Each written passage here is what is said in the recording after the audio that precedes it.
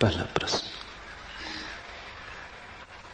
कल प्रवचन सुनते समय ऐसा लगा कि मैं इस पृथ्वी पर नहीं, वरन मुक्त और असीम आकाश में एक ज्योति कण।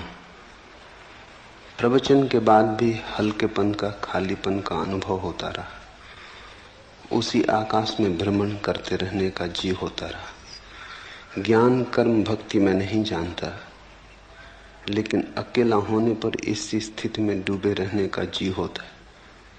लेकिन कभी कभी यह भाव भी उठता है कि कहीं यह मेरा पागलपन तो नहीं, कहीं यह मेरे अहंकार का ही दूसरा खेल तो नहीं। कृपा पूर्वक मेरा मार्गदर्शन करें।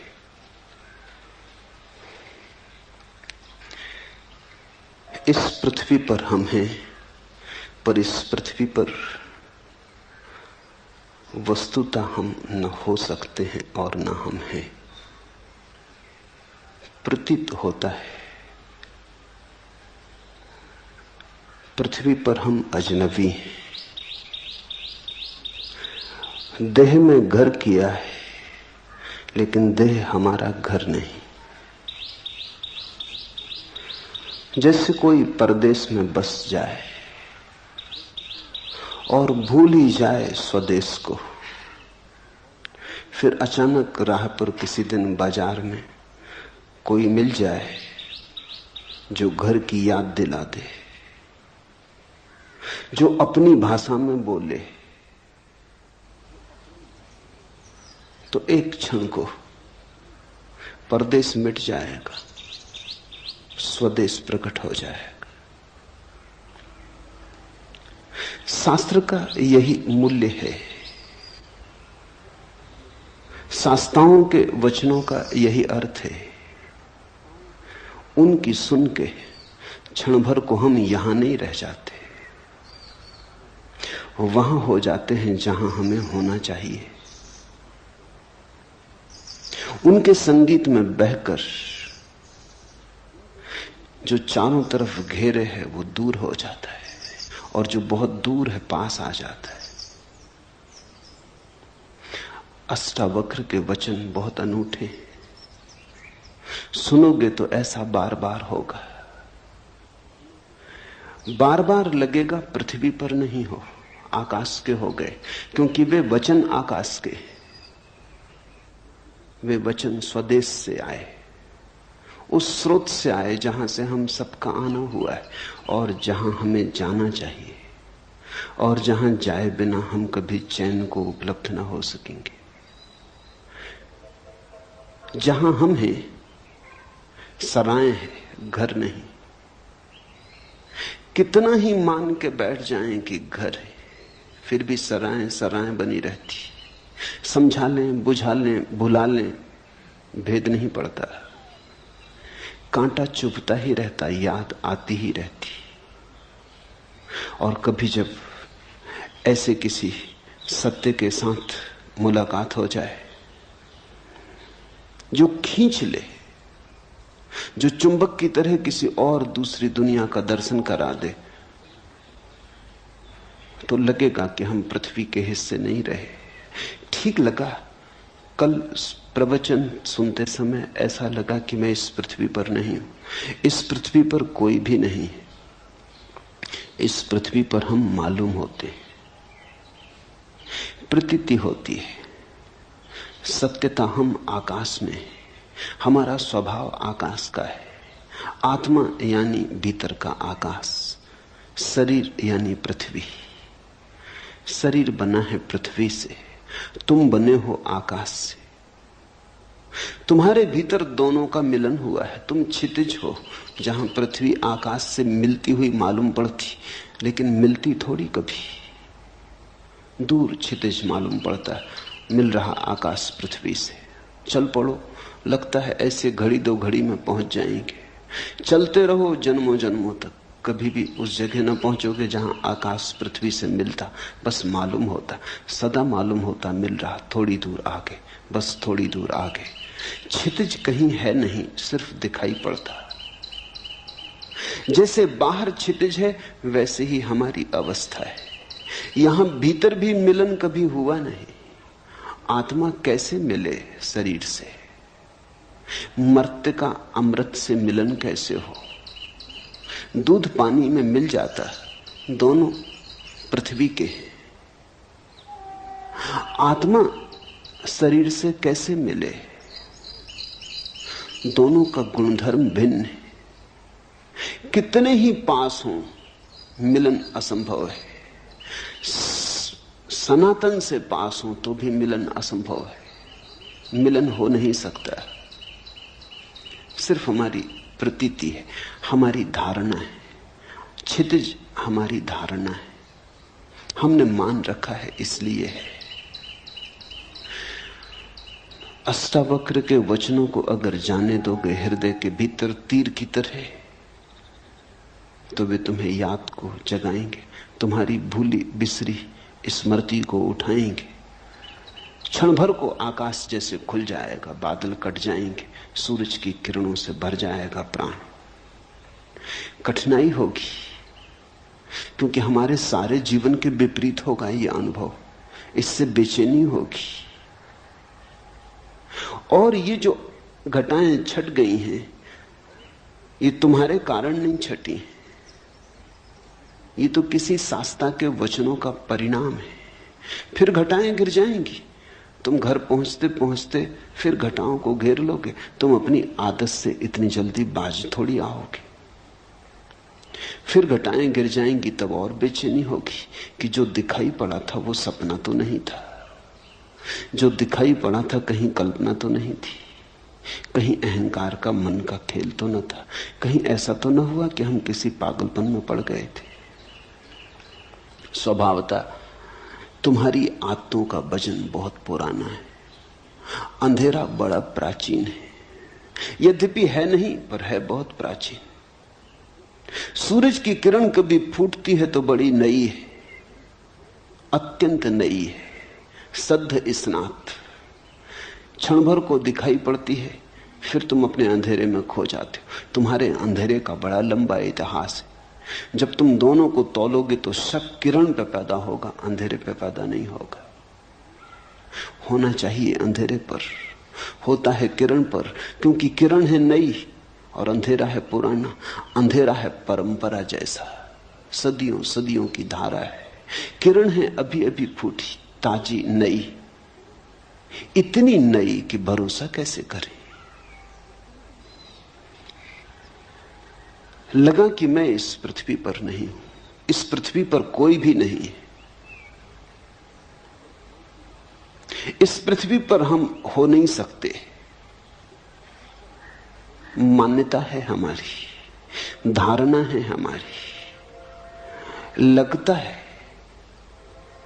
सत्य नहीं है। और मुझे असीम आकाश में एक ज्योतिकण हूं ऐसा प्रतीत हुआ। यह शुरुआत है। असीम आकाश में एक ज्योतिकण हूं, जल्दी ही लगेगा कि असीम आकाश हूं। यह प्रारंभ है। तो असीम आकाश में भी अभी हम पूरी तरह लीन नहीं हो पाते। अगर लगता भी है कभी कभी वो उड़ान भी आ जाती, वो तूफान भी आ जाता, हवाएं हमें ले भी जाती, तो भी हम अपने को अलग ही बचा लेते। ज्योतिकण न रहे, अंधेरे हो गए ज्योतिकण, लेकिन आकाश से अभी भी भेद रहा, फर्क रहा, फासला रहा। घटना तो पूरी उस दिन घटेगी जिस दिन तुम आकाशी हो जाओगे। ज्योतिकण भी भिन्न है जिस दिन तुम अभिन्न हो जाओगे, जिस दिन लगेगा मैं शून्याकाश हूं। ऐसा तो कहते हैं भाषा में कि मैं शून्याकाश हूं। जब तक मैं है तब तक ये कैसे हो सकेगा? मैं है तो आकाश अलग रहेगा। जब ऐसा प्रतीत होगा कि शून्याकाश है, तब मैं तो नहीं रहूंगा, शून्याकाश ही रहेगा। कहते हैं अहम ब्रह्मास्मि, मैं ब्रह्म हूं। लेकिन जब ब्रह्म होगा तब मैं कैसे रहेगा? ब्रह्म ही रहेगा, मैं नहीं रहूंगा। पर कहने में और कोई उपाय नहीं। भाषा तो सोए हुए लोगों की है, भाषा तो उनकी है जो परदेश में बस गए और जिन्होंने परदेश को स्वदेश मान लिया। मौन ही ज्ञानियों का है, भाषा तो अज्ञानियों की है। तो जैसे ही कुछ कहो कहते ही सत्य असत्य हो जाता है। अहम ब्रह्मास्मि, मैं ब्रह्म हूं, मैं आकाश हूं, कहते ही असत्य हो गया। आकाश ही है। लेकिन यह भी कहना आकाश ही है पूरा सत्य नहीं है, क्योंकि ही बताता है कि कुछ और भी होगा, अन्यथा ही पर जोर क्यों है? आकाश है, इतने कहने में भी अड़चन है, क्योंकि जो है वो नहीं हो सकता है। हम कहते हैं मकान है, कभी मकान नहीं हो जाता है, गिर जाता है, खंडर हो जाता है। हम कहते हैं आदमी है, कभी आदमी मर जाता है। आकाश इस तरह तो नहीं है, कभी है और कभी नहीं है। आकाश तो सदा है। तो आकाश है ऐसा कहना पुनरुक्ति है। आकाश का स्वभाव ही होना है, इसलिए है को क्या दोहराना। है कहना तो उन चीजों के लिए ठीक है जो कभी नहीं भी हो जाती। मनुष्य है, एक दिन नहीं था, आज है, कल फिर नहीं हो जाएगा। हमारी है तो दो नहीं के बीच में। आकाश की है, कल भी है, आज भी है, कल भी है। दो है के बीच में है का क्या अर्थ? दो नहीं के बीच में है का अर्थ होता है। आकाश है, ये भी पुनरुक्ति है। कहें आकाश, लेकिन आकाश जब कहते हैं, शब्द जब बनाते हैं तभी भूल हो जाती। आकाश कहने का अर्थ हुआ कि कुछ और भी होगा जो आकाश से अन्यथा है, भिन्न है। अन्यथा शब्द की क्या जरूरत? अगर एक ही है तो एक कहने का भी कोई प्रयोजन नहीं। एक तो तभी सार्थक है जब दो हो, तीन हो, चार हो, संख्या हो। आकाश भी क्या कहना। इसलिए ज्ञान तो मौन है। परम ज्ञान को शब्दों तक लाना असंभव है। लेकिन हम धन्यभागी हैं कि अष्टावक्र जैसे किन्हीं पुरुषों ने अथक असंभव चेष्टा की है। जहां तक संभव हो सकता था, सत्य की सुगंध को शब्द तक लाने का प्रयास किया है। और इतना ख्याल रखना कि अष्टावक्र जैसी सफल चेतना बहुत कम है। बहुतों ने प्रयास किया है सत्य को शब्द तक लाने का, सभी हारे। हारना सुनिश्चित है, मगर अगर हारे हुए में भी देखना हो तो अष्टावक्र सबसे कम हारे, सबसे ज्यादा जीते। तो सुनोगे ठीक से तो घर की याद आएगी। सुबह कि लगा ज्योति कण हूं, तैयारी रखना खोने की। किसी दिन लगेगा ज्योति कण भी खो गया, आकाश ही बचा, तब पूरा मतवालापन छाएगा। तब डूबोगे सत्य की शराब में, तब नाचोगे, तब अमृत की पूरी झलक मिली। प्रवचन के बाद भी हल्केपन, खालीपन का अनुभव होता रहा। उसी आकाश में भ्रमण करने का जी होता रहा। यहां थोड़ी भूल हो जाती। जब भी हमें कुछ सुखद अनुभव होता है तो हम चाहते हैं फिर हो। मनुष्य का मन है बड़ा कमजोर, आकांक्षा से भर जाता, लोभ से भर जाता, प्रलोभन पैदा होता। जो भी सुखद है उसे दोहराने का मन होता। लेकिन एक बात ख्याल रखना, दोहराने में ही भूल हो जाती। जैसे ही तुमने चाहा फिर से हो, कभी ना होगा। क्योंकि जब पहली दफा हुआ था तो तुम्हारे चाहने से ना हुआ था, हो गया था, घटा था, तुम्हारा कृत्य ना था। यही तो अष्टावक्र का पूरा जोर है। सत्य घटता है, कृत्य नहीं है, घटना है। सुनते सुनते हुआ था, तुम कर क्या रहे थे? सुनने का अर्थ ही होता है कि तुम कुछ भी ना कर रहे थे, तुम शून्य भाव से बैठे थे, तुम मौन थे, तुम सजग थे, तुम जागे हुए थे, सोए नहीं थे, ठीक। लेकिन तुम कर क्या रहे थे? तुम केवल ग्राहक थे। तुम्हारी चित्त की दशा दर्पण की तरह थी, जो आ जाए झलक जाए, जो कहा जाए सुन लिया जाए। तुम कुछ उसमें जोड़ ना रहे थे। अगर तुम जोड़ रहे होते तो जो घटी है बात वो कभी ना घटती। तुम व्याख्या भी ना कर रहे थे। भीतर बैठे बैठे तुम ये ना कह रहे थे कि हाँ ठीक है, गलत है, मुझसे मेल खाता नहीं मेल खाता, शास्त्र में ऐसा कहा है कि नहीं कहा है। तुम तर्क ना कर रहे थे। अगर तुम तर्क कर रहे थे तो ये घटना ना घटती। जिनने पूछा है, स्वामी ओम प्रकाश सरस्वती ने, उन्हें मैं जानता हूं। तर्क से उनका चित्त बड़ा दूर है। संदेह, विवाद से बहुत दूर है। जा चुके वे दिन। कभी किया होगा तर्क, कभी किया होगा संदेह, जीवन के अनुभव से पक गए। अब नहीं, वो बचपना मन में रहा, इसलिए घटना घट सकी। सुन रहे थे, कुछ कर ना रहे थे, बैठे थे, बैठे बैठे हो गया। तो जब पहली दफा तुम्हारे बिना किए हुआ, तो दूसरी दफा अगर तुमने चाहा कि हो जाए तो बाधा पड़ जाएगी। चाहे तो उसके होने का कारण थी ही नहीं। इसलिए जब ऐसी अभूतपूर्व घटनाएं घटे तो चाहना मत। जब घटे आनंद भाव से स्वीकार कर लेना, जब न घटे तो शिकायत मत करना, मांगना मत। मांगे कि चूके। मांगने जबरदस्ती, आग्रह, घटना चाहिए। एक दफा घट गया तो अब क्यों नहीं घटता है? ऐसा रोज होता है। जब यहां लोग ध्यान करने आते, शुरू शुरू में ताजे और नए होते, कोई अनुभव नहीं होता, तो घट जाता है।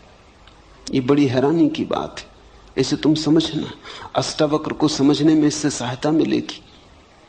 ये मेरे रोज का अनुभव है। जब लोग नए ताजे आते हैं और ध्यान का उन्हें कोई अनुभव नहीं होता तो घट जाता है।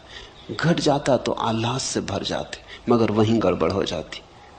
फिर मांग शुरू होती, आज जो हुआ कल हो, न केवल हो बल्कि और ज्यादा हो। फिर नहीं घटता। फिर वो मेरे पास आके रोते हैं, वो कहते हैं हुआ क्या, कहां भूल हो गई? पहले घटा, अब नहीं घट रहा है। भूल यही हो गई कि पहले जब घटा तो तुमने मांगा न था, अब तुम मांग रहे हो। अब तुम्हारा मन निर्दोष ना रहा, मांगने दूषित किया। अब तुम सरल ना रहे, अब तुम खुले ना रहे, मांगने द्वार दरवाजे बंद किए। आकांक्षा जग गई, आकांक्षा ने सब विकृत कर दिया। वासना खड़ी हो गई, लोभ पैदा हो गए। ऐसा रोज होता है। जो लोग बहुत दिन से ध्यान कर रहे हैं, बहुत तरह की प्रक्रियाएं कर रहे हैं, उन्हें ध्यान बड़े मुश्किल से लगता है। उनका अनुभव बाधा बनता है। कभी कभी कोई चला आता है ऐसे ही तरंगों में बहता हुआ। कोई मित्र आता था, उसने कभी सोचा भी नहीं ध्यान का। कोई मित्र आता था, उसने सोचा चलो चले चले देखें क्या है। कुतूहलवश चला आया था। कोई वासना न थी, कोई अध्यात्म की खोज भी न थी, कोई चेष्टा भी न थी, ऐसे ही चला आया था। औरों को ध्यान करते देख तरंग आ गई, सम्मिलित हो गया, घट गए। चौंका आदमी, मैं तो आया ही नहीं था ध्यान करने और ध्यान हो गया। बस फिर अड़चन। अब दोबारा जब आता है तो आकांक्षा है, मन में रस है, फिर से हो, लोभ है, पुनरुक्ति का भाव है। मन आ गया, मन ने सब खेल खराब कर दिए। जहां मन नहीं है वहां घटता है। ध्यान रखना, मन पुनरुक्ति की वासना है। जो हुआ सुखद फिर से हो, जो हुआ दुखद फिर कभी ना हो, यही तो मन है। मन चुनाव करता है, ये हो और ये ना हो, ऐसा बार बार हो और ऐसा अब कभी ना हो, यही तो मन है। जब तुम जीवन के साथ बहने लगते, जो हो ठीक, जो ना हो ठीक। दुख आए तो स्वीकार, दुख आए तो विरोध नहीं, सुख आए तो स्वीकार, सुख आए तो उन्माद नहीं। जब सुख और दुख में कोई सम होने लगता है, समता आने लगती है, जब सुख और दुख धीरे धीरे एक ही जैसे मालूम होने लगते हैं, क्योंकि कोई चुनाव ना रहा, अपने हाथ की कोई बात ना रही, जो होता है होता है, हम देखते रहते। इसको अष्टावक्र कहते हैं साक्षी भाव। और वो कहते हैं साक्षी भाव सदा तो सब सदा। साक्षी भाव साक्षी को जगाता, भीतर बाहर समता ले आता है। समत्व साक्षी भाव की छाया है। या तुम समत्व में उपलब्ध हो जाओ तो साक्षी भाव चला आता। वे दोनों साथ साथ चलते, वे एक ही घटना के दो पैर या दो पंख हैं। उसी आकाश में भ्रमण करने का जी होता रहता है। इससे सावधान होना। मन को मौका मत देना कि ध्यान की घड़ियों को खराब करे। इसी मन ने तो संसार खराब किया, इसी ने तो जीवन के सारे संबंध विकृत किए, इसी मन ने तो सारे जीवन को रेगिस्तान जैसा रूखा कर दिया। जहां बहुत फूल खिल सकते थे वहां सिर्फ कांटे हाथ में रह गए। अब इस मन को अंतर यात्रा पर साथ मत लाओ, इसे नमस्कार करो, इसे विदा दो, प्रेम से सही पर इसे विदा दो। इससे कहो बहुत हो गया, अब हम न मांगेंगे, अब जो होगा हम जागेंगे, हम देखेंगे। जैसे ही तुमने मांगा फिर तुम साक्षी नहीं रह सकते, तुम भोक्ता हो गए। ध्यान के भी भोक्ता हो गए तो ध्यान गया। भोक्ता का अर्थ यह है कि तुमने कहा इसमें मुझे रस आया, इससे मुझे सुख मिला।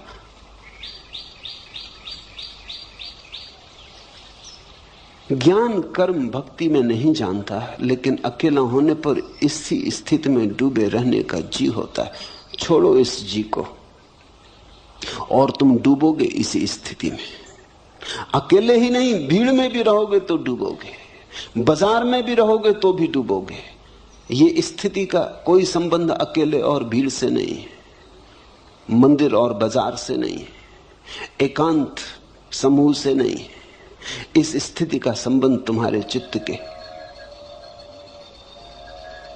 शांत होने से, सम होने से। जहां भी शांति समता होगी ये घटना घटेगी, लेकिन तुम इसको मांगो मत, अन्यथा यही अशांति बन जाएगी, यही तनाव बन जाएगी। अष्टावक्र कहते अभी और यहीं। मांग तो सदा कल के लिए होती, मांग तो अभी और यहीं नहीं हो सकती। मांग का स्वभाव वर्तमान में नहीं ठहरता। मांग का अर्थ ही है हो, कल हो, घड़ी भर बाद हो, क्षण भर बाद हो। मांग अभी तो नहीं हो सकती। मांग के लिए तो समय चाहिए, थोड़ा ही सही पर समय चाहिए, और भविष्य है नहीं। जो नहीं है उसी का नाम भविष्य, जो है उसका नाम वर्तमान है। वर्तमान और मांग का कोई संबंध नहीं होता। जब तुम वर्तमान में होगे तो पाओगे कोई मांग नहीं, और तब घटेगी ये घटना। जब इसे घटाने का जीना रहेगा तब ये खूब घटेगी। इस पहेली को ठीक से समझ लो, इस पहेली का एक एक कोना पहचान लो। जिस दिन तुम कुछ भी ना मांगोगे उस दिन सब घटेगा। जिस दिन तुम परमात्मा के पीछे दीवाने होकर ना दौड़ोगे, वो तुम्हारे पीछे चला आएगा। जिस दिन तुम ध्यान के लिए आतुरता ना दिखाओगे, तुम्हारे भीतर कोई तनाव ना होगा, उस दिन ध्यान ही ध्यान से भर जाओगे।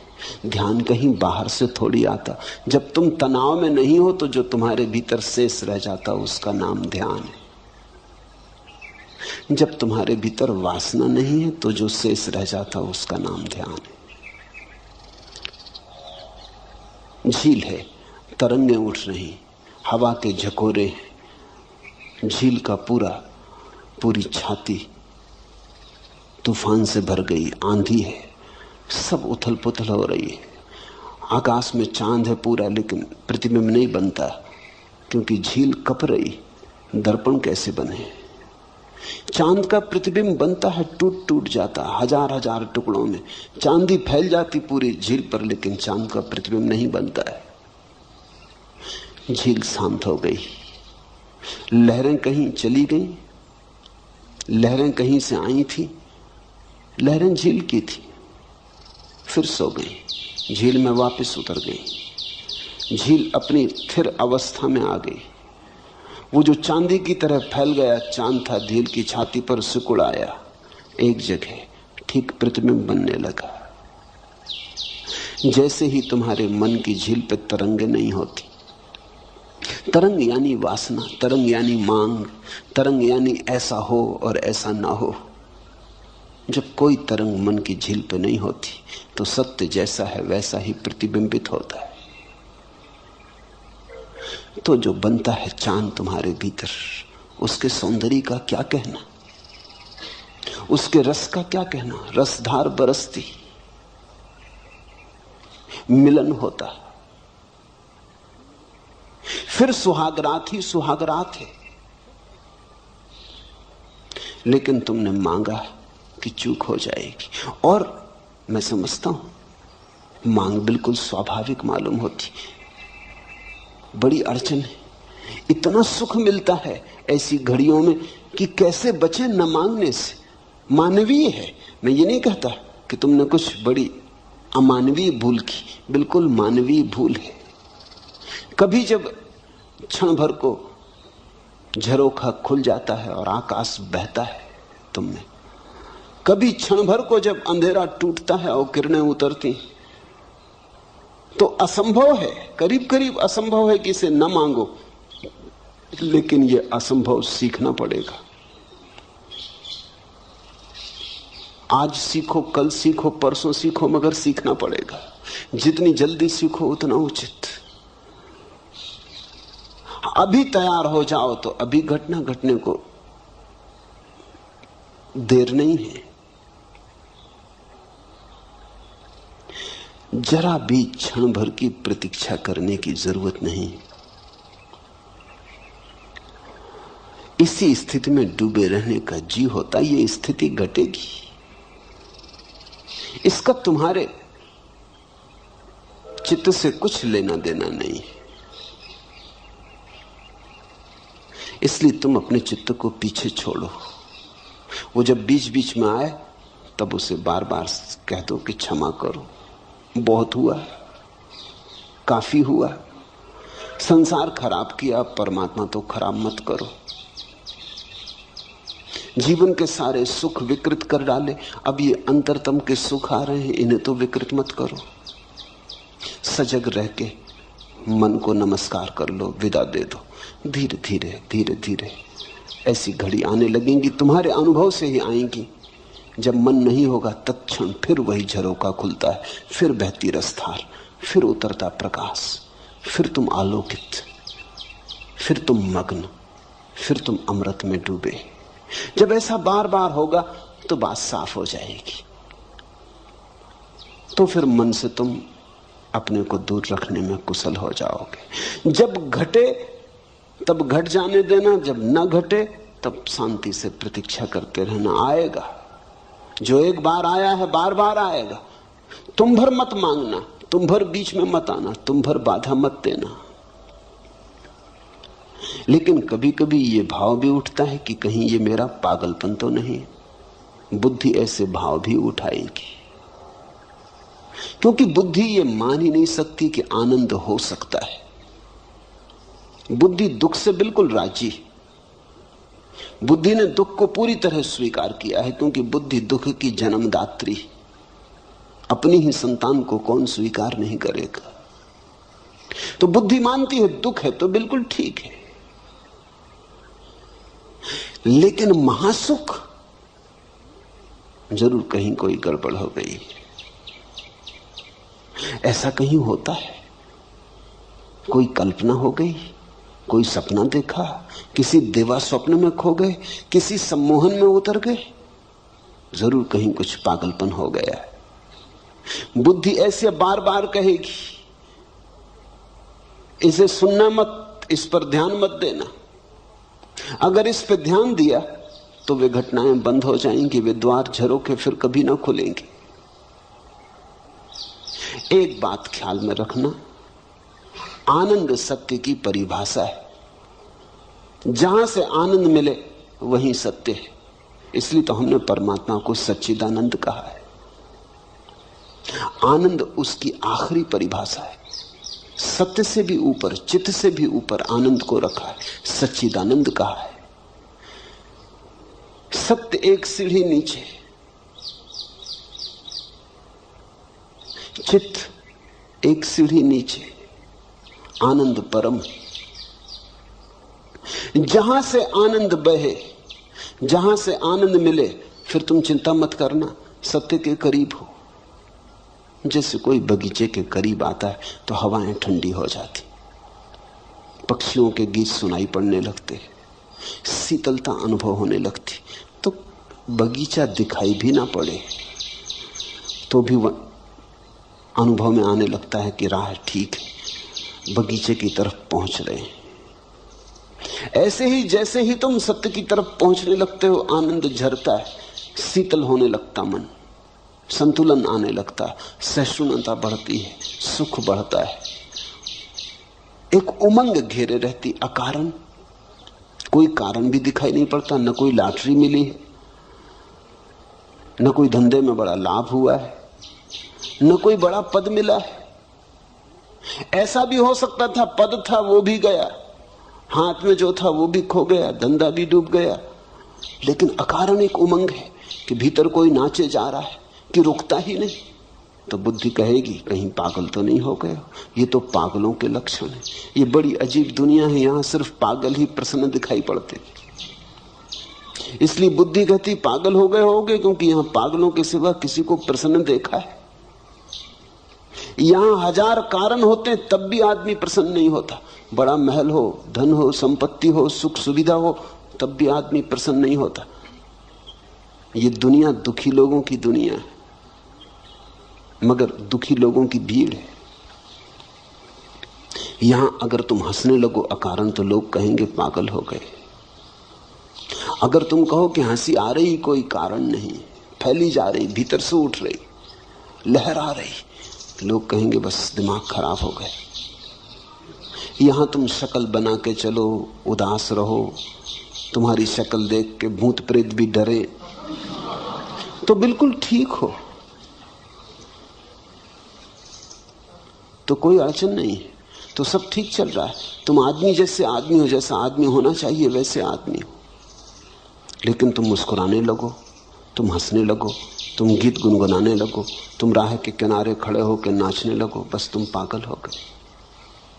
परमात्मा को हमने इस भांति इंकार किया है कि अगर परमात्मा आए तो हम उसे पागल खाने में बंद कर देंगे। शायद इसी कारण नहीं आता, आने से डरता है।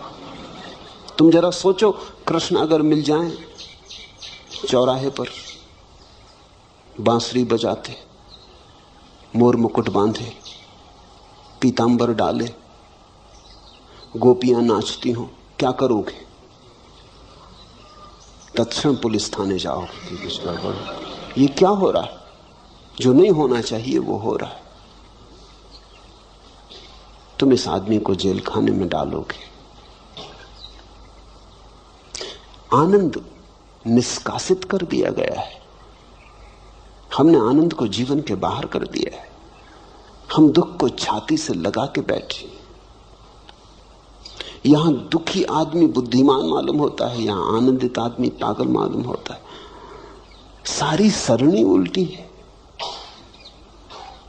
तो स्वाभाविक है, जीवन भर जिसको तुमने बुद्धिमानी समझा है, आज अचानक अगर खोने लगेगी, खिसलने लगेगी, अगर आज अचानक नींव उखड़ने लगेगी तुम्हारी तथाकथित बुद्धिमानी की, और अचानक झांकने लगेगी प्रसन्नता अकारण। ख्याल रखना, पागलपन का मतलब यह होता है अकारण प्रसन्न। कारण भी नहीं है कुछ, बैठे हैं अकेले और मुस्कुराहट आ रही, बस पागल हो गए। क्योंकि ऐसा तो हमने सिर्फ पागलों को ही देखा है। ध्यान रखना, पागलों में और परमहंसों में थोड़ा सा संबंध है। पागल भी हंसते हैं, प्रसन्न होते हैं, क्योंकि बुद्धि गंवा दी।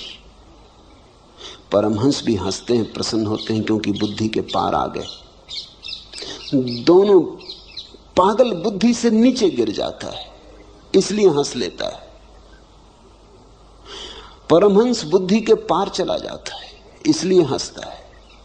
दोनों में थोड़ी समानता है। पागल और परमहंस में एक बात समान है कि दोनों ने बुद्धि गंवाई।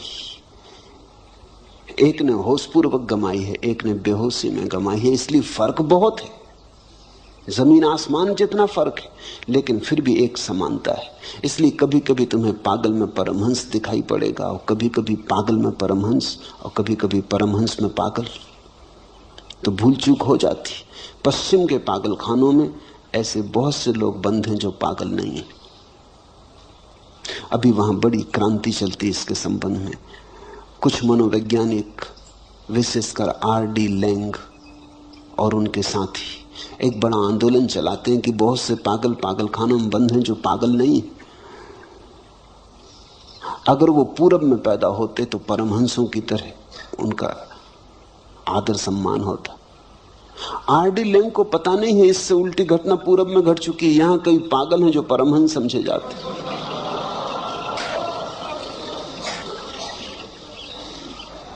मगर आदमी आदमी है। यहां पूरब में कई पागल परमहंस समझ लिए गए, मगर भूल चूक होती क्योंकि दोनों की सीमाएं एक दूसरे पे पड़ जाती। तो ये शक स्वाभाविक है। एक ही बात ख्याल रखना इसमें, आनंद बढ़ रहा हो घबराना मत। मगर आनंद पागलपन के कारण भी बढ़ सकता है। तो सुरक्षा की कसौटी क्या है? सुरक्षा की कसौटी यह है, तुम्हारा आनंद बढ़ रहा हो और तुम्हारे कारण किसी का दुख न बढ़ रहा हो तो बेफिक्री से जाना। तुम्हारा आनंद किसी की हिंसा, किसी पे आक्रमण, किसी को दुख देने पर निर्भर ना हो तो फिर पागलपन से डरने की कोई वजह नहीं है। अगर पागल भी हो रहे तो ये पागलपन बिल्कुल शुभ है, ठीक है। फिर बेझिझक इसमें प्रवेश कर जाना। डरने का कारण तो तभी है जब तुम किसी को नुकसान पहुंचाने लगो। तुम्हारे नाच से किसी को कोई बाधा नहीं है, लेकिन कोई सो रहा है, तुम उसकी छाती पे जाकर ढोल बजा कर नाचने लगो। तुम नाचो, इससे कुछ अड़चन नहीं है। तुम गुनगुनाओ राम का नाम, ये ठीक है। लेकिन माइक लगा के आधी रात में और तुम अखंड कीर्तन शुरू कर दो तो तुम पागल। हालांकि कोई तुमको पागल नहीं कह सकता, क्योंकि रामधुन कर रहे हैं, ऐसे कई पागल कर रहे हैं। वो कहते हैं अखंड कीर्तन कर रहे हैं, 24 घंटे की कथा की। सो न सो तुम्हारी मर्जी। अगर तुम बाधा डालो तो अधार्मिक हो। इतना ही ख्याल रखना, तुम्हारा आनंद हिंसात्मक ना हो, बस ये पर्याप्त है। तुम्हारा आनंद तुम्हारा निजी हो, इसके कारण किसी के जीवन में कोई बाधा ना पड़े, कोई पत्थर ना पड़े। तुम्हारा फूल खिले, लेकिन तुम्हारे फूल के खिलने के कारण किसी को कांटे न चुभे। इतना ही भर ख्याल रहे तो तुम ठीक दिशा में जा रहे हो। जहां तुम्हें लगे कि अब दूसरों को बाधा होने लगी, वहां थोड़े सावधान होना। वहां परमहंस की तरफ न जाके तुमने पागलपन का रास्ता पकड़ लिया। ओम प्रकाश से किसी को कोई दुख नहीं। बेझिझक बेधड़क जा सकते हो।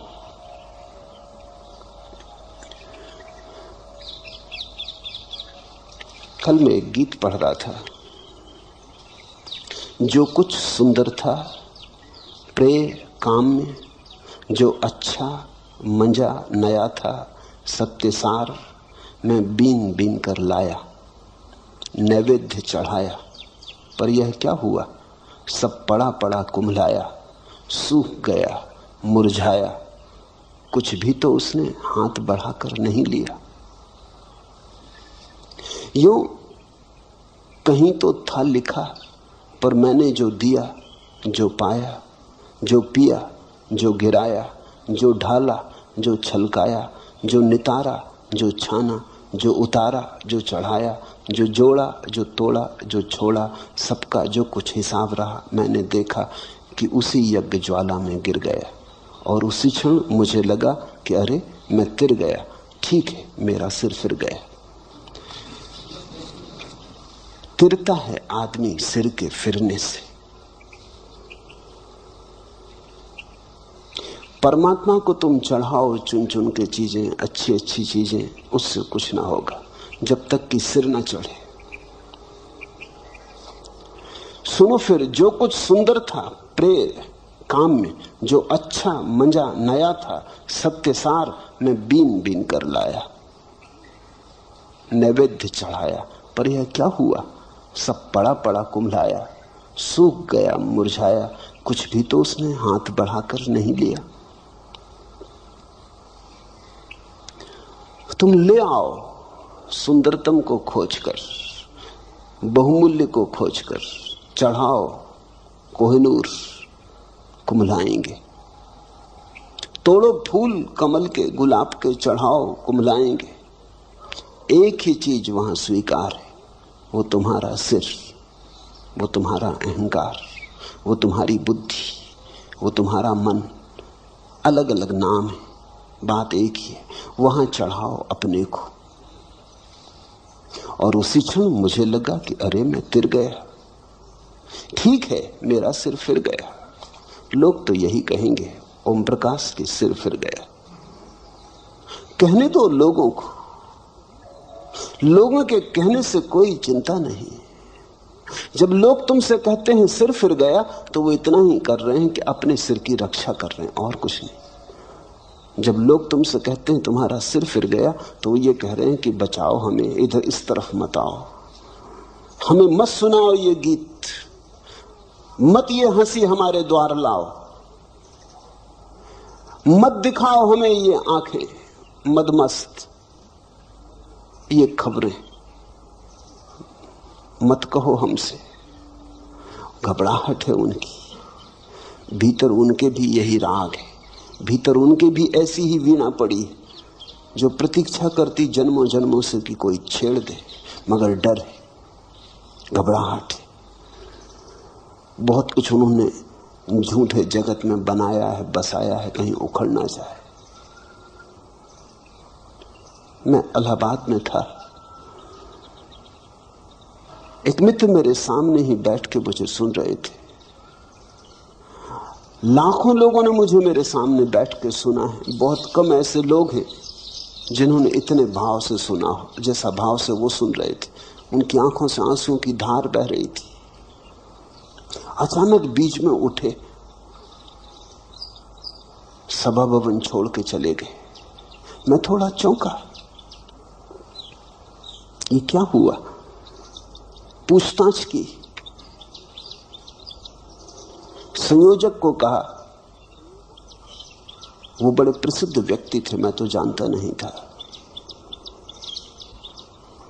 साहित्यकार थे, कवि थे, लेखक थे।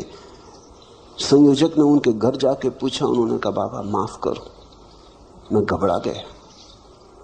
20 मिनट के बाद मैंने कहा अब यहां से भाग जाना उचित, अगर थोड़ी देर और रहा तो कुछ से कुछ हो जाएगा।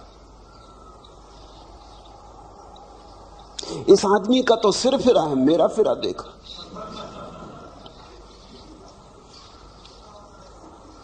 आऊंगा, अभी नहीं, जरूर आऊंगा,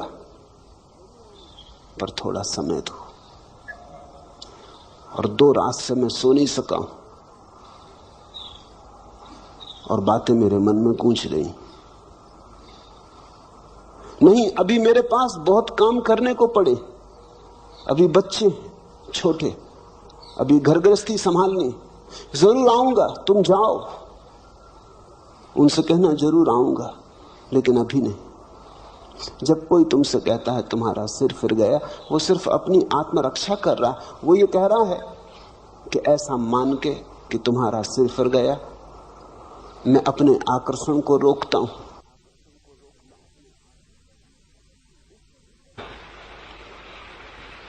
उसके भीतर भी अदम्य आकांक्षा है। कौन है ऐसा जो परमात्मा को खोजने नहीं चला है? कौन है ऐसा जो आनंद का प्यासा नहीं है? कौन है ऐसा जिसे सत्य की अभीप्सा नहीं? ऐसा कभी कोई हुआ ही नहीं। जिनको तुम नास्तिक कहते हो वे ही लोग हैं जो घबरा गए। वे ही लोग हैं जो कहते हैं नहीं, कोई परमात्मा नहीं। क्योंकि परमात्मा को इंकार न करें तो खोज पर जाना होगा। मेरा अपना अनुभव यह है कि नास्तिक के भीतर तथाकथित आस्तिकों से सत्य की खोज की ज्यादा गहरी आकांक्षा होती। वो मंदिर जाने से डरता है। तुम डरते ही नहीं। तुम डरते नहीं क्योंकि तुम्हारे भीतर कोई ऐसी प्रबल आकांक्षा नहीं कि तुम पगला जाओगे। तुम मंदिर हो आते हो जैसे तुम दुकान चले जाते हो। तुम मंदिर के बाहर भीतर हो लेते हो, तुम पे कुछ असर नहीं होता है। नास्तिक वैसा व्यक्ति है जो जानता है अगर मंदिर गया तो वापस न लौट सकेगा।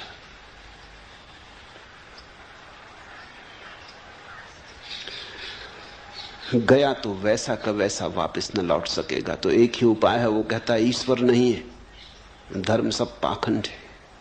वो अपने को बचा रहा है, समझा रहा है कि ईश्वर है ही नहीं तो मंदिर जाना क्यों?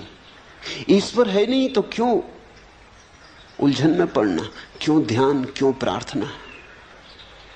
मेरे देखे नास्तिक के भीतर आत्मरक्षा चल रही है। मैंने अब तक कोई नास्तिक नहीं देखा जो वस्तुतः नास्तिक हो। आदमी नास्तिक हो कैसे सकता है?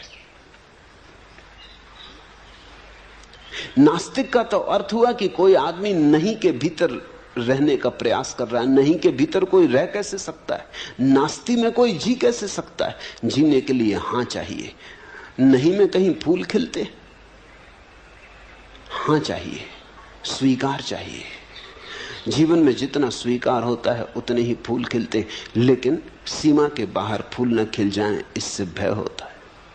कहीं फूल इतने न खिल जाएं कि मैं उन्हें संभाल ना पाऊं। कल रात एक युवक ने मुझे कहा कि अब मुझे बचाएं, ये जरूरत से ज्यादा हुई जा रही बात। मैं इतना प्रसन्न हूं कि लगता है मैं टूट जाऊंगा। इतना आनंद है कि लगता है मैं संभाल ना पाऊंगा। ये मेरे हृदय का पात्र छोटा है, मुझे बचाएं। मैं इसके ऊपर से बहा जा रहा हूं। ये मेरी सीमाएं सब टूटी जा रही हैं और मुझे डर है कि अगर मैं इसके साथ बह गया तो फिर लौट ना पाऊंगा। नियंत्रण कहीं खो ना जाए, ये भय। अहंकार दुख के साथ भली भांति जी लेता है क्योंकि दुख में नियंत्रण नहीं खोता। कितने ही तुम रो दुख में, तुम अपने मालिक रहते हो। नियंत्रण खोता है आनंद में।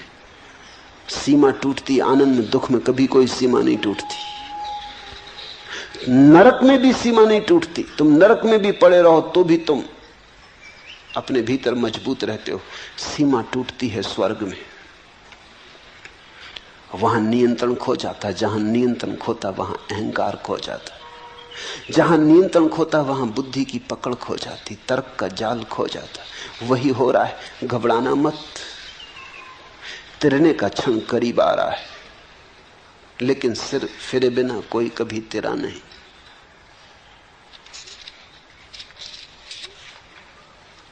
एक धुन की तलाश है मुझे जो ओंठों पर नहीं, सिराओं में मचलती है, लावे सी दहकती है पिघलने के लिए।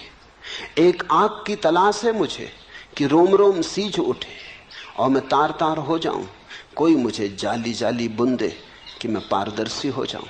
एक खुशबू की तलाश है मुझे कि भारहीन हो, हवा में तैर सकूं, हल्की बारिश की महीन बौछारों में कांप सकूं। गहराती सांझ के सलेटी आसमान पर चमकना चाहता हूं कुछ देर। एक सोख रंग की तलाश है मुझे। ओम प्रकाश, वही सोख रंग मैंने तुम्हें दे दिया है। ये गैरिक वस्त्र वही सोख रंग है। बहो, सीमाएं छोड़ के बहो, बुद्धि के पार बहो। जाने दो नियंत्रण। नियंत्रण का अर्थ है कर्ता। छोड़ो नियंत्रण। कर्ता अगर कोई है तो एक परमात्मा है। तुम परमात्मा से होड़ ना करो, उससे प्रतिस्पर्धा ना लो। उसके साथ संघर्ष मत करो, करो समर्पण, बहो उसकी धार के साथ, तिरोगे। जो डूब जाते वही तिरते, जो तिरने की चेष्टा करते डूब जाते।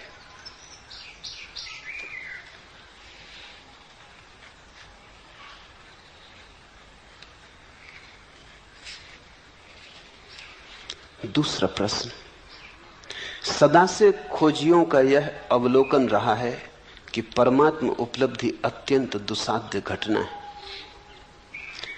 लेकिन आप जैसे बुद्ध पुरुष सदा से इस बात पर जोर देते रहे हैं कि परमात्मा अभी और यहीं घट सकता है। क्या बार बार यह कहना एक चुनौती और एक प्रयास करने की एक विधि है, एक उपाय है? सत्य है यही, न तो विधि है और न उपाय। तुम्हारा ऐसा पूछना बचने की विधि और उपाय है। ये बात हमारा मन स्वीकार करने को राजी नहीं होता कि परमात्मा अभी और यहीं मिल सकता है। क्यों नहीं राजी होता? इसलिए राजी नहीं होता कि अगर अभी और यहीं मिल सकता है तो फिर हमें मिल नहीं रहा। तो इसका कारण क्या होगा, फिर इसकी व्याख्या कैसे करें? अगर अभी और यहीं मिल सकता है तो मिल क्यों नहीं रहा? बेचैनी खड़ी हो जाती, अभी और यहीं मिल सकता है, मिल तो नहीं रहा। तो इसे समझाएं कैसे? तो बड़ी अड़चन की बात हो गई। इस अड़चन को सुलझाने के लिए तुम कहते हो मिल तो सकता है लेकिन पात्रता चाहिए। बुद्धि रास्ते निकालती, जहां उलझन खड़ी हो जाती उसे सुलझाती। रास्ता खोजना पड़ेगा, पात्रता खोजनी पड़ेगी, शुद्ध होना पड़ेगा, तब मिलेगा। और अगर अष्टावक्र कहते हैं अभी और यहीं मिल सकता, तो जरूर इसमें कुछ कारण है। वो इसलिए कहते हैं ताकि तुम तीव्रता से प्रयास में लग जाओ, लेकिन लगना प्रयास में ही पड़ेगा। मन बड़ा होशियार है। अष्टावक्र की बात बिल्कुल सीधी साफ है, परमात्मा अभी और यहीं मिल सकता है क्योंकि परमात्मा कोई उपलब्धि नहीं है, परमात्मा तुम्हारा स्वभाव है। सारा जोर सीधा है, तुम परमात्मा हो, मिल सकने की बात ही गलत है। जब हम कहते हैं अभी और यहीं मिल सकता है तो इसका अर्थ इतना ही हुआ कि मिला ही हुआ है। जरा आंख खोलो और देखो। मिल सकते की भाषा ठीक नहीं है। मिल सकने में तो ऐसा लगता है तुम अलग हो और परमात्मा अलग है। तुम खोजने वाले हो, वो खोज का लक्ष्य, तुम यात्री हो, वो मंजिल। नहीं, अभी और यहीं मिल सकता है कि इतना ही अर्थ है कि तुम वही हो जिसे तुम खोज रहे हो। जरा अपने को पहचानो, आंख खोलो और देखो, या आंख बंद करो और देखो, मगर देखो। थोड़े दृष्टि की बात है, पात्रता की नहीं। पात्रता का तो अर्थ हुआ कि परमात्मा भी सौदा है। जैसे तुम बाजार में जाते हो तो कोई चीज 1000 रुपए की है, कोई लाख रुपए की है, कोई 10 लाख रुपए की है, हर चीज का मूल्य है। तो पात्रता का तो अर्थ हुआ कि परमात्मा का भी मूल्य है। जो पात्रता अर्जित करेगा, मूल्य चुकाएगा, उसे मिलेगा। तुम परमात्मा को भी बाजार में एक वस्तु बना लेना चाहते हो। त्याग करोगे, तपस्या करोगे तो मिलेगा, मूल्य चुकाओगे तो मिलेगा। मुफ्त कहीं मिलता है। तुम परमात्मा को खींच के दुकान पर रख देते हो, डब्बे में बंद कर देते हो, दाम लिख देते हो। तुम कहते हो इतने उपवास करो, इतना ध्यान करो, इतनी तपस्या करो, धूप में तपो, सर्दी आतप सहो, तब मिलेगा। कभी इस पर तुमने सोचा कि ये तुम क्या कह रहे हो? तुम ये कह रहे हो कि तुम्हारे कुछ करने से परमात्मा के मिलने का संबंध हो सकता है। तुम जो करोगे वो तुम्हारा किया ही होगा। तुम्हारा किया तुमसे बड़ा नहीं हो सकता। तुम्हारी तपस्या तुम्हारी ही होगी। तुम जैसी ही दीन, तुम जैसी ही मलिन, तुम्हारी तपस्या तुमसे बड़ी नहीं हो सकती। और तपस्या से जो मिलेगा उसकी भी सीमा होगी, क्योंकि सीमित से सीमित ही मिल सकता, असीम नहीं। तपश्चर्या से जो मिलेगा वो तुम्हारे ही मन की कोई धारणा होगी, परमात्मा नहीं। अष्टावक्र कह रहे हैं कि परमात्मा तो है ही, वही तुम्हारे भीतर धड़क रहा, वही तुम्हारे भीतर श्वास ले रहा, वही जन्मा है, वही विदा होगा, वही अनंत काल से अनंत अनंत रूपों में प्रकट हो रहा है। कहीं वृक्ष है, कहीं पक्षी है, कहीं मनुष्य है। परमात्मा है, उसके अतिरिक्त कुछ भी नहीं। इस सत्य की प्रतिभिज्ञा, इस सत्य का स्मरण। मैंने सुना है एक सम्राट अपने बेटे पर नाराज हो गया, उसे देश निकाला दे दिया। सम्राट का बेटा था, कुछ और तो करना जानता नहीं था, क्योंकि सम्राट के बेटे ने कभी कुछ किया न था, भीख ही मांग सकता था। जब कोई सम्राट न रह जाए तो भिखमंगे के सिवा और कोई उपाय नहीं बचता। भीख मांगने लगा। 20 वर्ष बीत गए, भूल ही गया। अब 20 वर्ष कोई भीख मांगे तो याद रखना कि मैं सम्राट हूं, असंभव, कष्टपूर्ण होगा। भीख मांगने में कठिनाई पड़ेगी। यही उचित है कि भूल ही जाओ।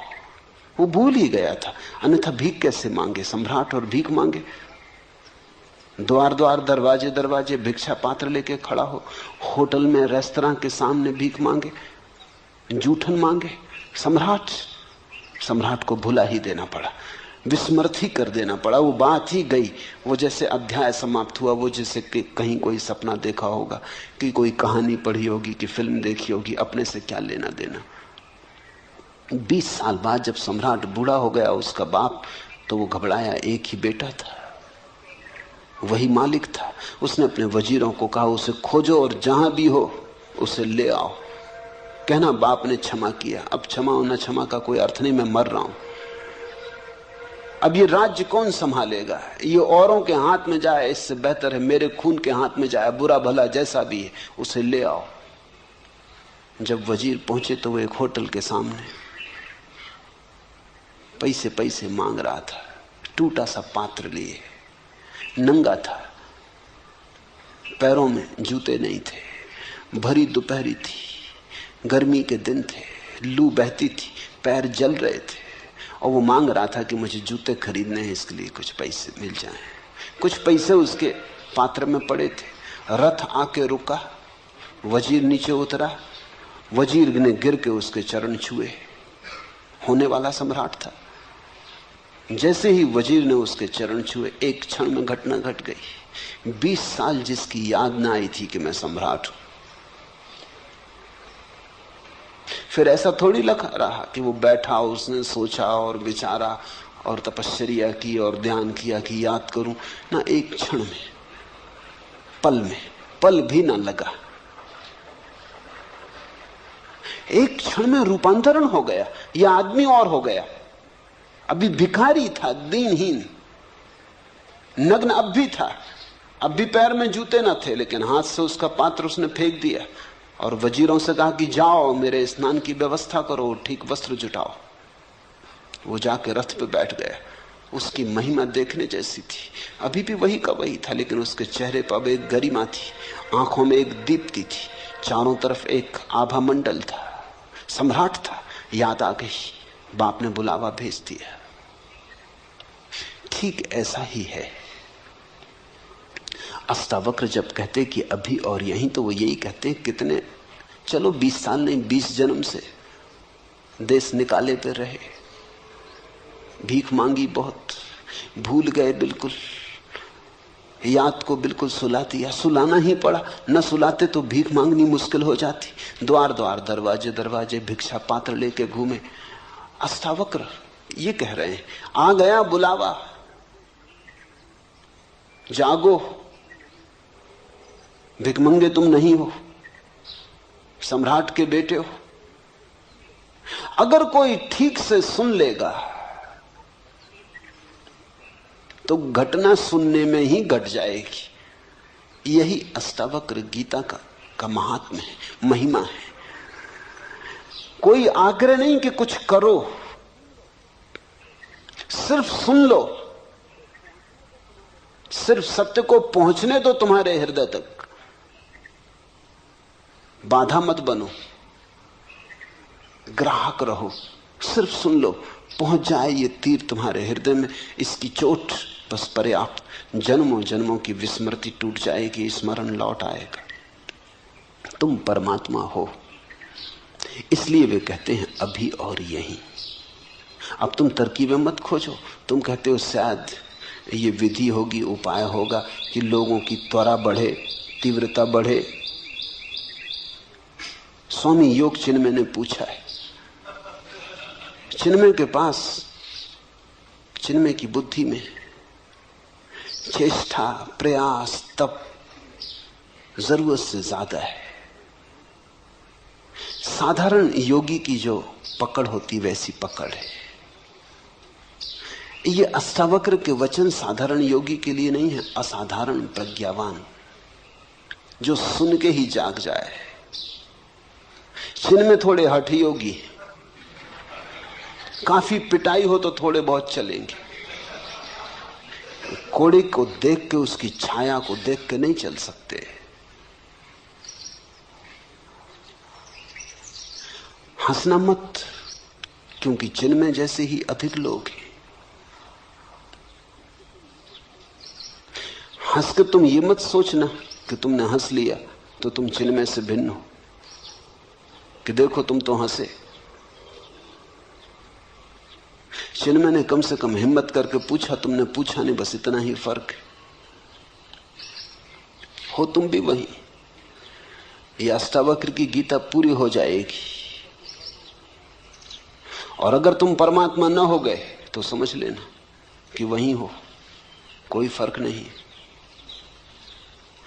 अगर इस सुनने सुनने में तुम जाग जाओ और परमात्मा हो जाओ तो ही कोड़े की छाया ने काम किया। सदा से खोजियों का यह अवलोकन रहा है कि परमात्मा उपलब्धि अत्यंत दुसाध्य घटना है। खोजी शुरू से ही भ्रांत है। खोजी का अर्थ ही यह है कि वो मान लिया है कि परमात्मा को खोजना है, कि परमात्मा को खो दिया है।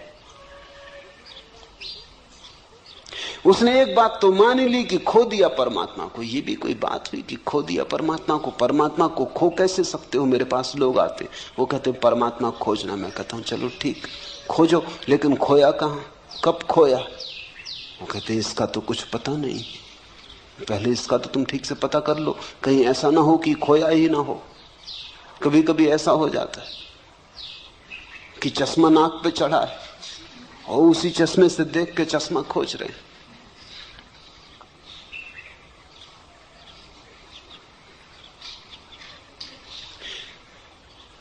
कहीं ऐसा ना हो कि परमात्मा नाक पे चढ़ा हो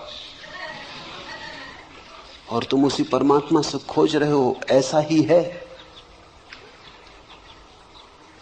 खोजी बुनियादी रूप से भ्रांत है। उसने एक बात तो मान ली कि परमात्मा खो दिया है, या परमात्मा को अब तक खोजा नहीं, पाया नहीं, वो कहीं दूर है, उसे खोजना है। खोज से कभी परमात्मा नहीं मिलता। खोज खोज के तो इतना ही पता चलता है, खोजने में कुछ भी नहीं है। एक दिन खोजते खोजते खोज गिर जाती, खोज के गिरते ही परमात्मा मिलता है। बुद्ध ने 6 वर्ष तक खोजा, खूब खोजा। उनसे बड़ा खोजी और कहां खोजोगे? जहां जहां खबर मिली कि कोई ज्ञान को उपलब्ध है, वहां वहां गए, सभी चरणों में सिर रखा। जो गुरुओं ने कहा वही किया। गुरु भी थक गए उनसे, क्योंकि गुरु उन शिष्यों से कभी नहीं थकते जो आज्ञा का उल्लंघन करते। उनसे कभी नहीं थकते, क्योंकि उनके पास सदा कहने को कि तुम आज्ञा मान ही नहीं रहे, इसलिए कुछ नहीं घट रहा है, हम क्या करें। गुरु को बड़ी सुविधा है अगर तुम गुरु की न मानो। वह सदा कह सकता है कि तुमने माना ही नहीं, मानते तो घट जाता। मगर बुद्ध के साथ गुरु मुश्किल में पड़ गए। जो गुरुओं ने कहा बुद्ध ने वही किया। उन्होंने 1 शेर कहा तो बुद्ध ने 1.25 शेर किया। गुरुओं ने आखिर उनसे हाथ जोड़ लिया कि तू भाई कहीं और जा। जो हम बता सकते थे बता दिया। बुद्ध ने कहा इससे तो कुछ घट नहीं रहा है। उन्होंने कहा इससे ज्यादा हमें भी नहीं घटा है, तेरे से क्या छिपाना। तू कहीं और जा। इतने प्रामाणिक व्यक्ति के सामने गुरु भी धोखा न दे पाए। सब तरफ खोज के बुद्ध ने आखिर पाया कि नहीं, खोजने से मिलता ही नहीं। संसार तो व्यर्थ था ही, अध्यात्म भी व्यर्थ हुआ। भोग तो व्यर्थ हो ही चुका था, जिस दिन महल छोड़ा उस दिन व्यर्थ हो चुका था, इसीलिए छोड़ा। योग भी व्यर्थ हुआ। न भोग में कुछ है न योग में कुछ है। अब क्या करें? अब तो करने को ही कुछ ना बचा। अब तो कर्ता होने के लिए कोई सुविधा न रही। इस सूत्र को ठीक से समझना। न भोग बचा, न योग बचा, न संसार बचा, न स्वर्ग बचा। तो अब कर्ता होने के लिए जगह ही न बची। कुछ करने को बचे तो कर्ता बच सकता है, कुछ करने को न बचा। उसी रात घटना घटी। उस सांझ बोधि वृक्ष के नीचे वे बैठे तो करने को कुछ भी न था। बड़ी हैरानी में पड़े। संसार छोड़ दिया था तो योग पकड़ लिया था, भोग छोड़ दिया था तो अध्यात्म पकड़ लिया था। कुछ तो करने को था तो मन उलझा था। अब मन को कोई जगह न बची। मन का पक्षी तड़फड़ाने लगा, कोई जगह नहीं। मन के लिए जगह चाहिए। अहंकार के लिए कर्ता का रस चाहिए, कर्तव्य चाहिए। कुछ करने को हो तो अहंकार बचे। कुछ था ही नहीं करने को। जरा थोड़ा सोचो। एक गहन उदासीनता, जिसको अष्टावक्र वैराग्य कहते, वो उदय हुआ। योगी विरागी नहीं है, क्योंकि योगी नए भोग खोज रहा है। योगी आध्यात्मिक भोग खोज रहा है, विरागी नहीं है। अभी भोग की आकांक्षा है। संसार में नहीं मिला तो परमात्मा में खोज रहा है, लेकिन खोज जारी है। यहां नहीं मिला तो वहां खोज रहा है, बाहर नहीं मिला तो भीतर खोज रहा है, लेकिन खोज जारी है। भोगी विरागी नहीं है, योगी भी विरागी नहीं है। हाँ, उनकी खोज राग की अलग अलग है। एक बाहर की तरफ जाता, एक भीतर की तरफ जाता, लेकिन जाते दोनों। उस रात बुद्ध को जाने को कुछ ना बचा, ना बाहर ना भीतर। उस रात की तुम जरा कल्पना करो। उस रात को जरा जगाओ और सोचो कि कैसी वो रात रही होगी। उस दिन पहली दफा विश्राम उपलब्ध हुआ, जिसको अष्टावक्र कहते हैं, जो चित्त में विश्राम को उपलब्ध हो जाए तो सत्य उपलब्ध हो जाता। उस दिन विश्राम उपलब्ध हुआ। जब तक कुछ करने को शेष है तब तक श्रम जारी रहता है। जब तक कुछ करने को शेष है तनाव जारी रहता। अब तनाव करके भी क्या करना? शरीर भी ढीला छूट गया, मन भी ढीला छूट गया। वो उस वृक्ष के नीचे पड़ गए और सो गए। सुबह जब उनकी आंख खुली तो ऐसी खुली जैसी सबकी खुलनी चाहिए। सुबह जब आंख खुली तो पहली दफा खुली। सदियों सदियों से बंद थी वो आंख खुली। सुबह जब आंख खुली तो भोर का आखिरी तारा डूबता था। उस भोर के आखिरी तारे को उन्होंने डूबते हुए देखा। इधर बाहर भोर का आखिरी तारा डूब गया, उधर भीतर भी मन की आखिरी रेखा विसर्जित हो गई। कुछ भी ना था, भीतर कोई भी ना बचा। सन्नाटा था, शून्य था, विराट शून्य था, आकाश था। कहते हैं बुद्ध 7 दिन वैसे ही बैठे रहे, मूर्तिवत, हिले नहीं, डुले नहीं। कहते हैं देवता घबरा गए। आकाश से देवता उतरे, ब्रह्मा उतरे, चरणों में पड़े और कहा आप कुछ बोले। ऐसी घटना सदियों में घटती, बड़ी मुश्किल से घटती। आप कुछ कहें, हम आतुर हैं सुनने को कि क्या हुआ है। हिंदू बहुत नाराज हैं इस बात से कि बौद्ध कथाओं में ब्रह्मा को उतार के और बुद्ध के चरणों में गिरा दिया। लेकिन कथा बिल्कुल ठीक है, क्योंकि देवता भला स्वर्ग में हो, आकांक्षा के बाहर थोड़ी। आज एक घटना घटी है कि एक व्यक्ति आकांक्षा के बाहर चला गया, तो बुद्ध के ऊपर कोई भी नहीं। बुद्धत्व आखिरी बात है। देवता भी नीचे हैं, अभी उनकी भी स्वर्ग की भोग की आकांक्षा है। इसलिए तो कथाएं हैं कि इंद्र का आसन डोलने लगता जब भी लगता है कोई प्रतियोगी आ रहा, कोई ऋषि मुनि तपश्चर्या में गहरा उतर रहा, इंद्र घबराता, आसन कपने लगता। ये तो आसन इंद्र का क्या हुआ, दिल्ली का हुआ। इंद्र का कहो कि इंदिरा का कहो, एक ही बात, इसमें कुछ बहुत फर्क ना हुआ। ये तो कोई आने लगा तो प्रतिस्पर्धा, घबराहट, बेचैनी। बुद्ध ना कुछ करके उपलब्ध हुए। जो बुद्ध के जीवन में घटा वही अष्टावक्र के जीवन में घटा होगा। कोई कथा हमारे पास नहीं, किसी ने लिखी नहीं, लेकिन निश्चित घटा होगा। क्योंकि अष्टावक्र जो कह रहे हैं वो इतना ही कह रहे हैं कि तुम दौड़ चुके खूब, अब रुको। दौड़ के नहीं मिलता परमात्मा, रुक के मिलता है। खोज चुके खूब, अब खोज छोड़ो। खोज के नहीं मिलता सत्य, क्योंकि सत्य खोजी में छिपा है, खोजने वाले में छिपा है। कहां भागते फिरते हो? कस्तूरी कुंडल बसे। लेकिन जब कस्तूरी का नाफा फूटता है तो मृग पागल हो जाता है। कस्तूरी मृग पागल हो जाता, भागता है, इधर भागता उधर भागता, खोजता है कहां से आती ये गंध, कौन खींचे ले आता है इस सुवास को, कहां से आती। क्योंकि उसने जब भी गंध आती देखी तो कहीं बाहर से आती देखी। कभी फूल की गंध थी, कभी कोई और गंध थी, लेकिन सदा बाहर से आती थी। आज जब गंध भीतर से आ रही तब भी वो सोचता है बाहर से ही आती होगी, भागता है। और कस्तूरी उसकी ही कुंडल में बसी है। कस्तूरी कुंडल बसे, परमात्मा तुम्हारे भीतर बसा है।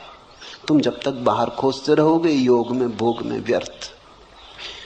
साधारण योगी भोग के बाहर ले जाता है, अष्टावक्र योग और भोग दोनों के बाहर ले जाते हैं। योगातीत, भोगातीत। इसलिए तुम पाओगे सांसारिक का अहंकार होता है। तुमने योगी का अहंकार देखा या नहीं? सांसारिक का क्रोध होता है, तुमने दुर्वासाओं का क्रोध देखा या नहीं? सांसारिक आदमी दंभ से अकड़ के चलता है, पताकाएं लेके चलता है। तुमने योगियों की पताकाएं, हाथी घोड़े देखे या नहीं? साधारण आदमी घोषणा करता है इतना धन है मेरे पास, इतना पद है मेरे पास।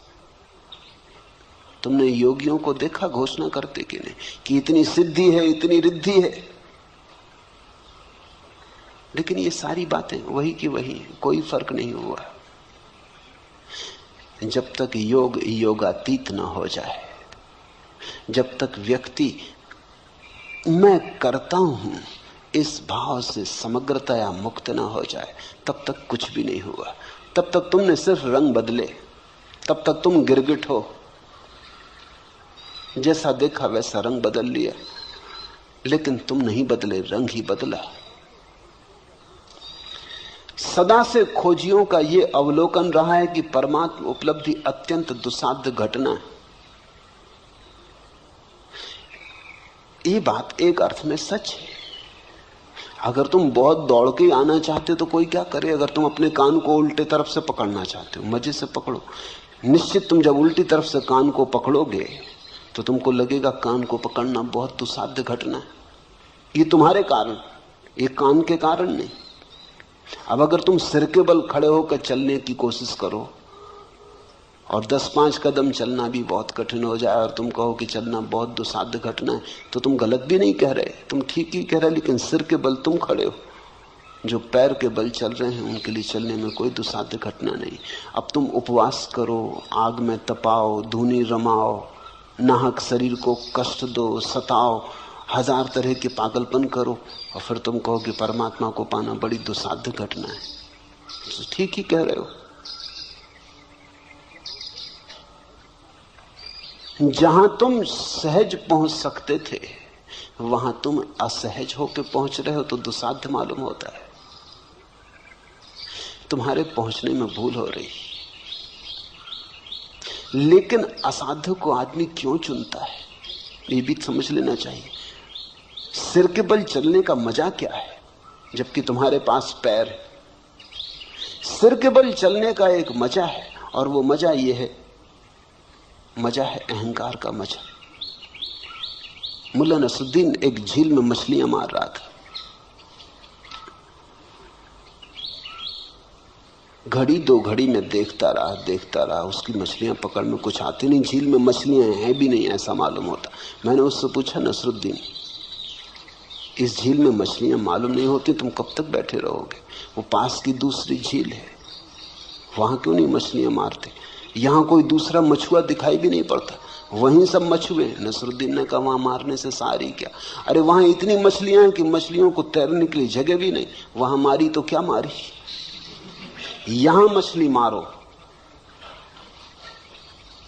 तो कोई बात। असाध्य में भी आकर्षण है, जितना असाध्य काम हो उतना अहंकार मजबूत होता है। यहां मछली मारो तो कुछ है, जो सभी कर रहे हैं वही तुमने किया तो क्या सार है? सभी पैर के बल चल रहे हैं, तुम भी चले तो क्या मजा? सिर के बल चलो। मेरे देखे परमात्मा से कोई संबंध नहीं है कठिनाइयों का। कठिनाइयों का संबंध अहंकार से। अहंकार कठिन को करने में मजा लेता, क्योंकि सरल तो सभी करते, उसमें क्या सार है? अगर तुम किसी से कहो कि हम पैर के बल चलते, तो लोग कहेंगे तुम्हारा दिमाग खराब हो गया, सभी चलते। लेकिन अगर तुम सिर के बल चलो तो अखबारों में नाम छपेगा, तो लोग तुम्हारे पास आने लगेंगे, लोग तुम्हारे चरणों में सिर झुकाएंगे कि तुम्हें कोई सिद्धि मिल गई कि तुम सिर के बल चलते हो। अहंकार की पूजा तभी हो सकती जब तुम कुछ असाध्य करो। जैसे हिलेरी चढ़ गया एवरेस्ट पर, तो सारी दुनिया में खबर हुई। अब तुम जाओ और पूना की छोटी मोटी पहाड़ी पे चढ़ के खड़े हो जाओ और झंडा लगाने लगो, और तुम कहो कोई अखबार वाला भी नहीं आ रहा, कोई फोटोग्राफर भी नहीं आ रहा, मामला क्या है? आखिर ये भेदभाव क्यों हो रहा है?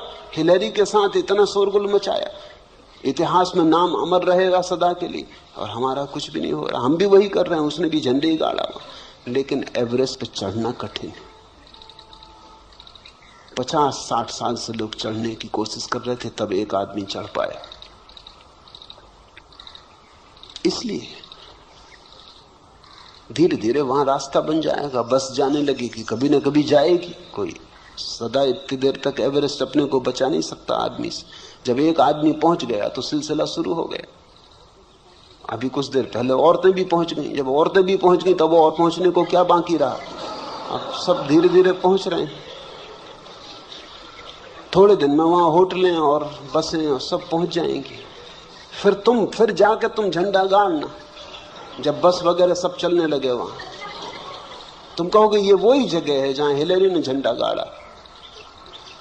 बड़ा भेदभाव हो रहा है, बड़ा पक्षपात हो रहा है। कठिन में अहंकार को मजा है। आदमी कई चीजों को कठिन कर लेता ताकि अहंकार को भरने में रस आ सके। हम बहुत सी चीजों को कठिन कर लेते हैं, जितनी कठिन कर लेते हैं उतना ही रस आने लगता है। कठिनाई परमात्मा को पाने में नहीं है, कठिनाई अहंकार का रस है। तो तुम जो कहते हो सदा से खोजियों का ये अवलोकन रहा है कि परमात्मा उपलब्धि अत्यंत दुसाध्य घटना है, ये ठीक है। वो जो खोजी है अहंकारी है। और परमात्मा को खोजियों ने कब पाया? जब खोज छूट गई तब पाया। खोज छूटने पर ही मिलता है परमात्मा। जब तुम कहीं भी नहीं जा रहे, सिर्फ बैठे हो विश्राम में, परम विराम में, यात्रा शून्य जहां हो जाती। साधारणतः लोग सोचते हैं कि परमात्मा को पालेंगे तो फिर यात्रा नहीं होगी। बात बिल्कुल उल्टी है। यात्रा अगर तुम अभी छोड़ दो तो अभी परमात्मा मिल जाए। लोग सोचते हैं मंजिल मिल जाएगी तो फिर हम विश्राम करेंगे। हालत उल्टी है, तुम विश्राम करो तो मंजिल मिल जाए।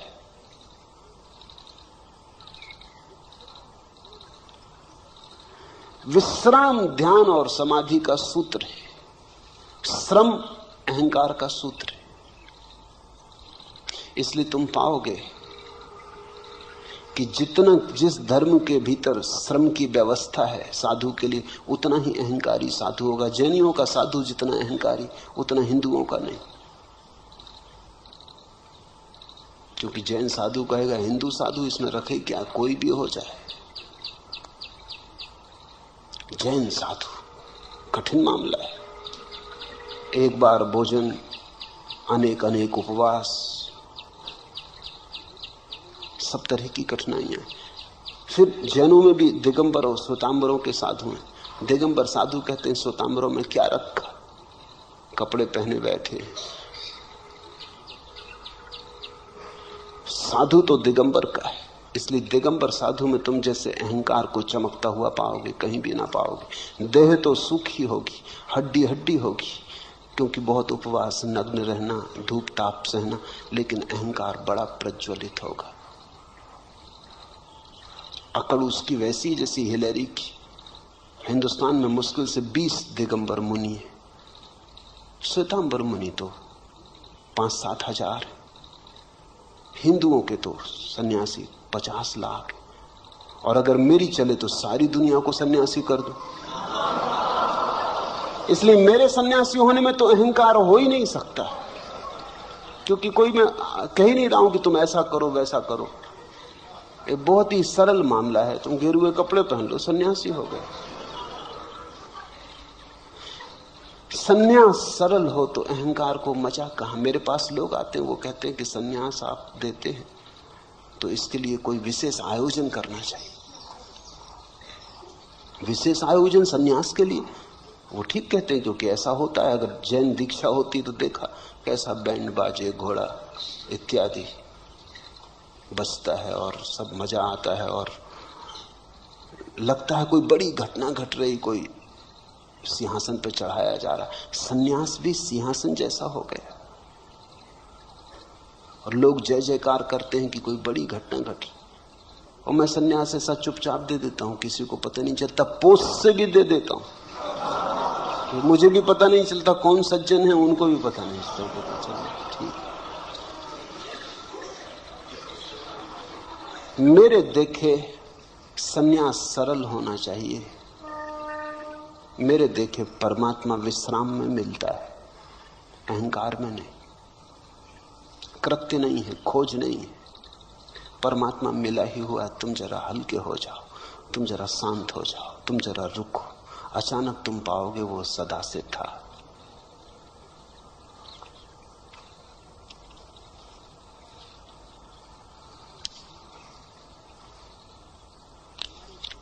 आखिरी प्रश्न, हमारे शरीर में कोई 20 अरब कोशिकाएं हैं और शरीर में प्रतिक्षण रासायनिक प्रतिक्रिया होती रहती है। आप या अष्टावक्र जब कहते हैं कि दृष्टा बनो, तब यह बात आप किससे कहते हैं? ये कौन है जो कह रहा है कि शरीर में 20 अरब कोशिकाएं हैं? निश्चित ही कोशिकाएं नहीं कह रहे। एक कोशिका बाकी कोशिकाओं का हिसाब भी नहीं लगा सकती। ये 20 अरब कोशिकाएं हैं शरीर में, अरबों खरबों सेल हैं शरीर में। ये कौन कह रहा है? ये किसने पूछा? ये किसको पता चला? जरूर तुम्हारे भीतर कोशिकाओं से भिन्न कोई है जो गिनती कर लेता कि 20 करोड़ कोशिकाएं। हमारे शरीर में कोई 20 अरब कोशिकाएं हैं और शरीर में प्रतिक्षण रासायनिक प्रतिक्रिया होती रहती है। आप या अष्टावक्र जब कहते हैं कि दृष्टा बनो, तब यह बात आप किससे कहते हैं? उसी से जो कह रहा है कि 20 अरब कोशिकाएं हैं। यदि मस्तिष्क की कोशिकाओं से कहते हैं तो बात व्यर्थ है, क्योंकि बुद्धि नश्वर है। नहीं, हम कह भी नहीं रहे मस्तिष्क की कोशिकाओं से, हम तुमसे कह रहे हैं। अष्टावक्र भी तुमसे बोल रहे हैं। अष्टावक्र इतने बुद्धू नहीं कि तुम्हारे मस्तिष्क की कोशिकाओं से बोल रहे हैं, तुमसे बोल रहे हैं। तुम्हारा होना तुम्हारी कोशिकाओं के पार है। तुम कोशिकाओं का उपयोग कर रहे हो, सच। जैसे कार में बैठा हुआ ड्राइवर कार चला रहा है, दौड़ा जा रहा है, कार की गति से दौड़ा जा रहा है, 100 मील प्रति घंटे चला जा रहा है, लेकिन फिर भी वो जो ड्राइवर भीतर है वो कार नहीं है। और अगर एक सिपाही सीटी बजाए कि रुको, और वो पूछे कि किससे कह रहे हैं, कार के इंजन से, क्योंकि चल तो इंजन रहा है। किससे कह रहे हैं, पेट्रोल से, क्योंकि चला तो पेट्रोल रहा है। किससे कह रहे हैं, पहियों से, क्योंकि दौड़ तो पहिए रहे हैं। तो क्या कहेगा पुलिस का सिपाही? वही मैं तुमसे कहता हूं कि सीटी तुम्हारे लिए बजा रहे।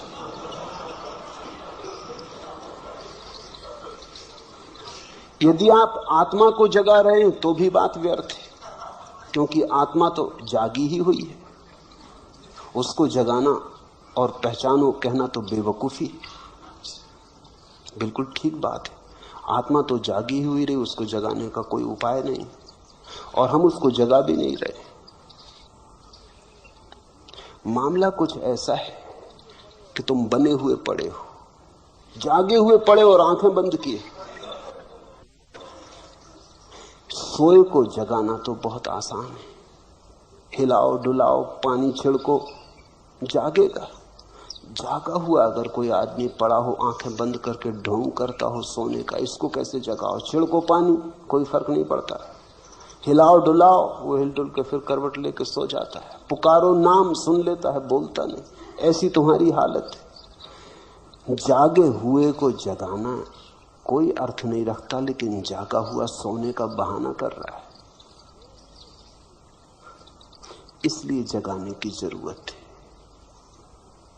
सोए हुए को जगा नहीं रहे, क्योंकि आत्मा सो नहीं सकती। जो सोया है वो शरीर है, जो शरीर है उसे जगाया नहीं जा सकता, और जो आत्मा जागी हुई है उसे जगाने का कोई अर्थ नहीं। बिल्कुल ठीक कहते हो, बड़े ज्ञान की बात कह रहे हो, मगर उधार होगी, क्योंकि खुद की समस्या आई होती तो पूछते ही नहीं। अष्टावक्र या मैं उसको जगा रहे हैं जो जागा हुआ है और भूल गया कि हम जागे हुए, जो जागा हुआ है और सोने के बहाने में पड़ गया है, सोने का खेल खेल रहा है। इसलिए तो कठिनाई है जगाने में, बड़ी कठिनाई है। आप लोगों को भ्रम में तो नहीं डाल रहे हैं। तुम सोचते हो लोग भ्रम में हैं, नहीं। अगर लोग भ्रम में नहीं हैं तो निश्चित ही मैं भ्रम में डाल रहा हूं, मगर अगर लोग भ्रम में नहीं हैं तो भ्रम में डाले कैसे जा सकेंगे? इतने बुद्ध पुरुष भ्रम में डाले जा सकते हैं। और अगर लोग भ्रम में, तो जो मैं कर रहा हूं वो भ्रम के बाहर लाने की चेष्टा है। जो भी तुम हो उससे उल्टा मैं कर रहा हूं। अगर तुम सोचते हो तुम भ्रम में हो तो ये चेष्टा जगाने की, अगर तुम सोचते हो तुम जागे हुए हो तो ये चेष्टा तुम्हें भ्रम में डालने की। लेकिन अगर तुम जागे हुए हो तो कौन तुम्हें भ्रम में डाल देगा? ख्याल रखना, तुम्हारे अतिरिक्त तुम्हें भ्रम में कोई भी नहीं डाल सकता।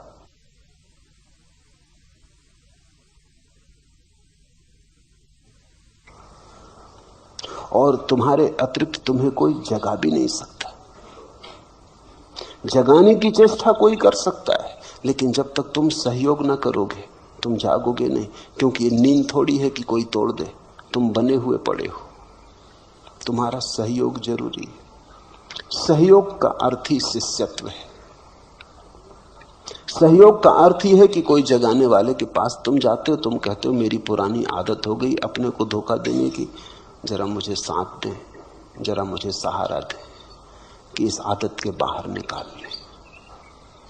एक युवती मेरे पास आई और उसने कहा कि उसे कुछ मादक द्रव्य लेने की आदत हो गई, बाहर आना चाहती, बड़ी आकांक्षा है बाहर निकल आने की, बड़ी आतुर है कि किस तरह बाहर निकल आए।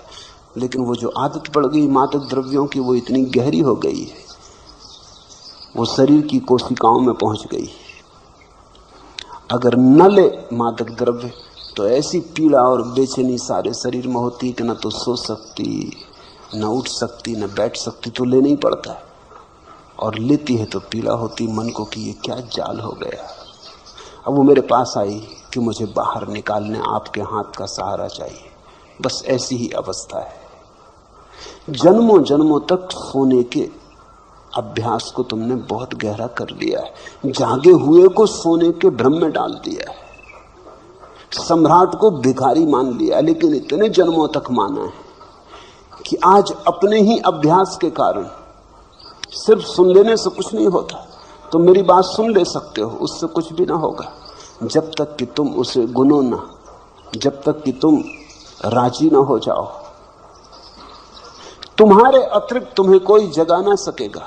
नहीं तो एक बुद्ध पुरुष काफी था, शोरगुल मचा के सबको जगा देता, ढोल धमास पीट देता और सबको जगा देता। इधर 100 आदमी सो रहे हो तो एक आदमी जगाने के लिए काफी, वस्तु तो आदमी की भी जरूरत नहीं, अलार्म घड़ी भी जगा देती। एक आदमी आ जाए और ढोल पीट दे, सब उठ जाएंगे, घंटा बजा दे, सब उठ जाएंगे। लेकिन ये क्यों नहीं हो सका कि बुद्ध पुरुष हुए, महावीर हुए, अष्टावक्र हुए, कृष्ण हुए, क्राइस्ट हुए, जरथुस, लाओत्सु, इन लोगों ने ऐसा क्यों ना किया कि जोर से घंटा बजा देते हो, सारी पृथ्वी जाग जाती। घंटा खूब बजाया, मगर कोई सो रहा हो तो जागे। यहां बने हुए लोग पड़े, वो आंखें बंद किए पड़े, वो सुन लेते हैं घंटे को, वो कहते हैं बजाते रहो, देखें कौन हमको जगाता है। जब तुम जागना चाहोगे तो जागोगे। भ्रम में मैं तुम्हें डाल नहीं सकता, भ्रम में तो तुम हो। अब और भ्रम में तुम्हें क्या डाला जा सकता है? तुम्हें और भी भटकाया जा सकता है। तुम सोचते हो और कुछ भटकने को बचा है। इससे नीचे तुम और गिर सकते हो, गिरने की कोई और जगह है? लोभ जितना तुम्हारे भीतर है, इससे थोड़ा इंच भर और ज्यादा हो सकता है। क्रोध तुम्हारे भीतर है, इससे थोड़ा और ज्यादा हो सकता है, एक रत्ती मासा। वासना ने जैसा तुम्हें घेरा है, और वासना बढ़ सकती। तुम आखिरी जगह खड़े हो। जो प्रथम होना चाहिए वो आखिर खड़ा है, जो सम्राट होना चाहिए वो भिखमंगा होकर खड़ा है। इससे पीछे तुम अब जा भी नहीं सकते, इसके पार गिरने का उपाय भी नहीं। तुम्हें भ्रम में डालने की कोई सुविधा नहीं है। कोई डालना भी चाहे तो डाल नहीं सकता। हाँ, कोई इतना ही कर सकता है, ज्यादा से ज्यादा तुम्हारे भ्रम बदल दे। एक भ्रम से तुम उब जाओ तो दूसरा भ्रम दे दे। यही साधु सन्यासी करते रहते। संसार का भ्रम उखड़ने लगा, ऊब पैदा होने लगी, खूब जी ली, अब कुछ सार नहीं, देख लिया तो अध्यात्म का भ्रम पैदा करते। कहे कि चलो अब स्वर्ग का मजा लो, अब थोड़ा पुण्य करो, त्याग तपस्या करो, स्वर्ग में आप सराएं भोगो। यहां बहुत भोग ली, कुछ पाया नहीं। यहां चुल्लू चुल्लू शराब पीते रहे, वहां बहिश्त में फिरदौस में झरने बह रहे शराब के, डुबकियां लगाना। यहां क्या रखा है? स्वर्ग में स्वर्ण के महल हैं, हीरे जवाहरातों के वृक्ष हैं, वहां मजा लो। कल्प वृक्ष हैं, उनके नीचे बैठो। यहां तो रोना पीना, रोना धोना खूब कर लिया, लेकिन ये नया भ्रम है। मैं तुम्हें कोई नया भ्रम नहीं दे रहा, मैं तुमसे सिर्फ इतना कह रहा हूं, काफी भ्रम देख लिए, अब थोड़ा जागो। साक्षी भाव कैसे भ्रम हो सकता है, थोड़ा सोचो। सिर्फ साक्षी होने को कह रहा हूं, जो भी है उसे देखने को कह रहा हूं। कुछ करने को कहता तो भ्रम पैदा होता।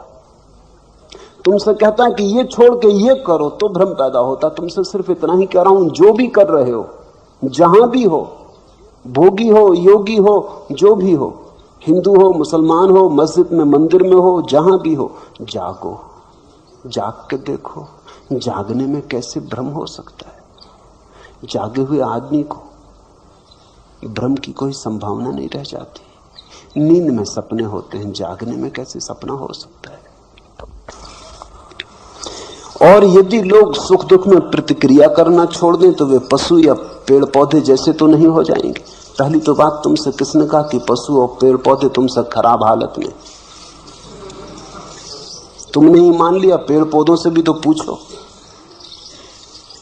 पशुओं से भी तो पूछो, थोड़ा पशुओं की आंख में भी तो झांक के देखो। ये भी आदमी का अहंकार है कि वो सोचता है वो पशुओं से ऊपर।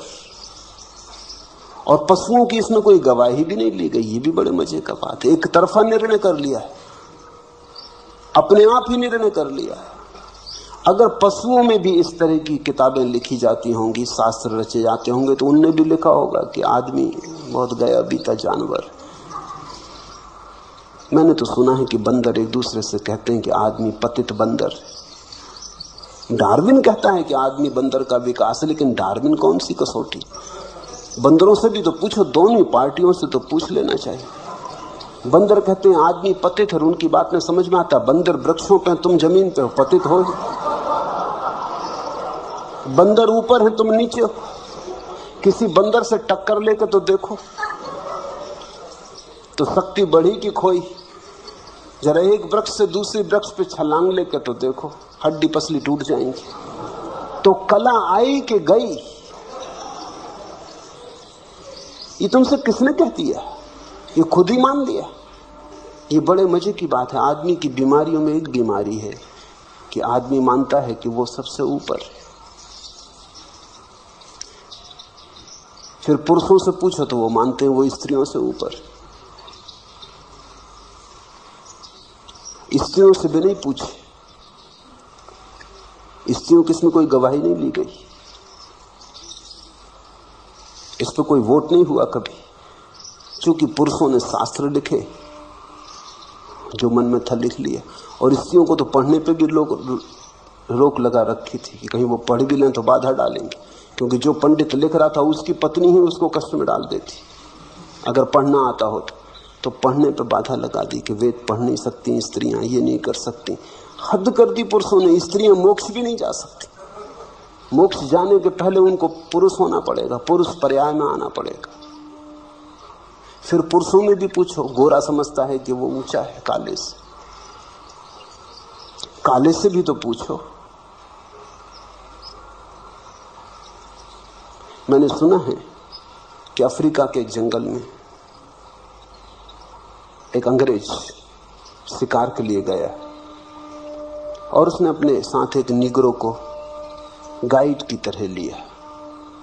जंगल में दोनों भटक गए और देखा कि वही 100 आदमियों का भाले लिए हुए जंगलियों का एक दस्ता निगरो चला आ रहा है। वो अंग्रेज बहुत घबराया। उसने अपने गाइड से निगरो से कहा कि हम लोगों की जान खतरे में। उसने कहा हम लोगों की? मुझे छोड़ो, तुम अपनी सोचो।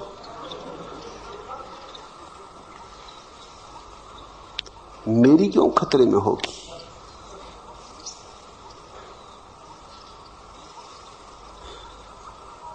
सफेद आदमी सोचता है वो श्रेष्ठ है, काला सोचता है वो श्रेष्ठ है। चीनियों से पूछो, चीनियों की किताबों में लिखा है कि अंग्रेज बंदर है। आदमी में भी गिनती नहीं करते वो उनकी। सारी दुनिया में ये रोग है। आदमी का ये रोग बड़ा गहरा है। वो बिना दूसरी पार्टी से पूछे निर्णय करता चला जाता। ये सब अहंकार के खेल है। अगर तुम थोड़े अहंकार को छोड़ के देखोगे तो तुम पाओगे परमात्मा के ही सब रूप है। जानवर भी, पशु पक्षी भी, पौधे भी, मनुष्य भी। परमात्मा ने कहीं चाहा है हरा हो जाना तो हरा है, कहीं चाहा है पक्षियों के गीत से प्रकट होना तो वैसा हो रहा है, कहीं चाहा है आदमी होना तो आदमी हो गया। इनमें कोई तरतमता नहीं है, हायरार्की नहीं है, कोई ऊपर नीचे नहीं है। ये सब एक साथ परमात्मा की अनंत लहरें। छोटी लहर में भी वही, बड़ी लहर में भी वही, सफेद लहर में भी वही, काली लहर में भी वही, घास में भी वही, आकाश छूते हुए वृक्षों में भी वही। आध्यात्मिक दृष्टि तो ये कहती है कि इसी क्षण जो भी है वो परमात्मा है। फिर परमात्मा में कोई आगे पीछे कैसे हो सकता है? ये तो बड़ा मुश्किल हो जाएगा। ये तो परमात्मा में भी कुछ नीचे कुछ ऊपर करना कठिन हो जाएगा। एक ही है। साक्षी भाव से देखोगे तो पाओगे सब एक है। इसलिए पहले तो ये पूछो ही मत कि यदि लोग सुख दुख में प्रतिक्रिया करना छोड़ दें तो वे पशु या पौधे जैसे तो नहीं हो जाएंगे। हो जाएंगे तो कुछ हर्जा नहीं होगा। हिटलर अगर पशु हो जाए, पौधा हो जाए तो कोई हर्जा है? हाँ, दुनिया में करोड़ों लोग मरने से बच जाएंगे और तो कुछ हर्जा नहीं हो जाएगा। नादिर शाह अगर शेर होता तो कोई हर्जा होता, 10-5 आदमियों को मार के तृप्त हो जाता, भोजन के लिए ही मारता, ऐसे अकारण लाशों से तो नहीं भर देता दुनिया को। इतना तो पक्का है कि पशुओं ने अभी तक एटम बम जैसी कोई चीज नहीं खोजी। नखून से काम लेते हैं, बड़े पुराने ढंग से काम चलता है, भोजन के लिए मारते हैं। आदमी अकेला जानवर है जो बिना भोजन की इच्छा के भी मारता है। आदमी जाता है जंगल में शिकार करने, पशुओं पक्षियों को मारता है, कहता है आखेट के लिए आए, खेल के लिए आए। और अगर सिंह उस पर हमला कर दे तो वो आखेट नहीं, फिर नहीं कहता कि सिंह खेल कर रहा है, करने दो, आखेट हो रही। खेल के लिए मारते हो, कोई पशु नहीं मारता खेल के लिए। और एक और बड़े मजे की बात है कि कोई पशु अपने वर्ग में नहीं मारता। कोई सिंह किसी दूसरे सिंह को मारता नहीं, कोई बंदर किसी दूसरे बंदर की हत्या नहीं करता। सिर्फ आदमी अकेला जानवर है जो आदमियों को मारता है। चींटी चींटी को नहीं मारती, हाथी हाथी को नहीं मारता, कुत्ता कुत्ते को नहीं मारता। लड़ झगड़ ले, मारने वगैरह की बात नहीं करते, हत्या नहीं करते। आदमी अकेला जानवर है जो एक दूसरे की हत्या करता है। आदमी में ऐसा है क्या जिसके लिए तुम इतने परेशान हो रहे हो? खो भी जाएगा तो क्या खो जाएगा? पेड़ पौधे बहुत सुंदर हैं, पशु बड़े निर्दोष हैं। मगर मैं ये नहीं कह रहा कि तुम पेड़ पौधे या पशु हो जाओ, मैं सिर्फ ये कह रहा हूं कि अहंकार छोड़ो। और दूसरी बात, ये मैंने कहा भी नहीं कि सुख और दुख में प्रतिक्रिया करना छोड़ दें। ये अष्टावक्र ने भी कहा नहीं। सुख दुख में समता रखने का अर्थ सुख दुख में प्रतिक्रिया करना छोड़ देना नहीं है। सुख दुख में समता रखने का अर्थ केवल इतना ही है कि मैं साक्षी रहूंगा। दुख होगा तो दुख को देखूंगा, सुख होगा तो सुख को देखूंगा। इसका यह अर्थ थोड़ी है कि जब तुम बुद्ध को कांटे चुभाओगे तो उनको दुख नहीं होता। बुद्ध को कांटे चुभाओगे तो तुमसे ज्यादा दुख होता है, क्योंकि बुद्ध तुमसे ज्यादा संवेदनशील है। तुम तो पथरीले हो, बुद्ध तो कोमल कमल की तरह। तुम जब बुद्ध को कांटे चुभाओगे तो बुद्ध को पीड़ा तुमसे ज्यादा होती, लेकिन पीड़ा हो रही शरीर में, बुद्ध ऐसा जान के दूर खड़े रहते। देखते हैं पीड़ा हो रही, जानते हैं पीड़ा हो रही, फिर भी अपना तादात्म्य पीड़ा से नहीं करते। जानते हैं मैं जानने वाला हूं, ज्ञाता स्वरूप हूं। प्रतिक्रिया छोड़ने को नहीं कह रहे हैं। ये नहीं कह रहे हैं घर में आग लग जाए तो तुम बैठे रहना तो तुम बुद्ध हो गए, भगना मत बाहर। भागते समय भी जानना कि घर जल रहा है, वो मैं नहीं जल रहा। और अगर शरीर भी जल रहा हो तो जानना कि शरीर जल रहा है, मैं नहीं जल रहा। इसका यह मतलब नहीं कि शरीर को जलने देना, शरीर को बाहर निकाल लाना। शरीर को कष्ट देने के लिए नहीं कह रहे हैं। प्रतिक्रिया शून्य होने का अर्थ हुआ कि तुम पत्थर हो गए, जड़ हो गए। तो बुद्ध पत्थर नहीं है। बुद्ध से बड़ा करुणावान कहां पाया तुमने? अष्टावक्र पत्थर नहीं हो गए होंगे, प्रेम की धारा बही। तो जिनसे प्रेम का झरना बहा उनकी संवेदनशीलता बढ़ गई होगी, घट नहीं गई होगी। उनके पास महाकरुणा उतरी। लेकिन तुम गलत व्याख्या कर ले सकते हो। और जिन्होंने पूछा है थोड़े शास्त्रीय बुद्धि के मालूम होते, थोड़ा बुद्धि में कचरा ज्यादा है, कुछ पढ़ लिया, सुन लिया, इकट्ठा कर लिया, वो काफी चक्कर मार रहा है। वो सुनने नहीं देता, वो देखने भी नहीं देता, वो चीजों को विकृत करता चला जाता है। राही रुके सब, भीतर का पानी अधहंसा, बाहर जमी बर्फ है। एक तरफ छाती तक दलदल अगम, बाढ़ का दरिया एक तरफ है। मन मानी बह रही हवाएं, जंगल झुके हुए सब, राही रुके हुए सब।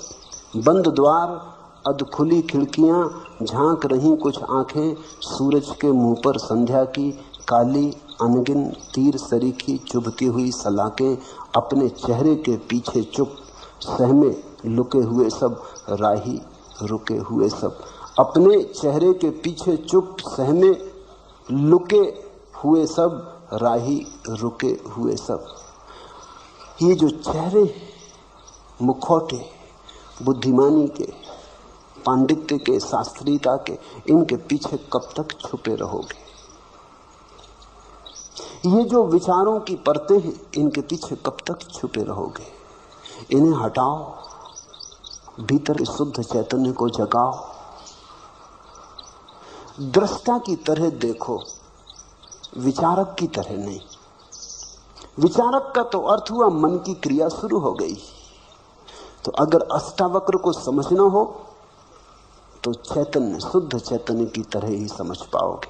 अगर तुम सोच विचार में पड़े तो अष्टावक्र को तुम नहीं समझ पाओगे, चूक जाओगे। अष्टावक्र कोई दार्शनिक नहीं और अष्टावक्र कोई विचारक नहीं।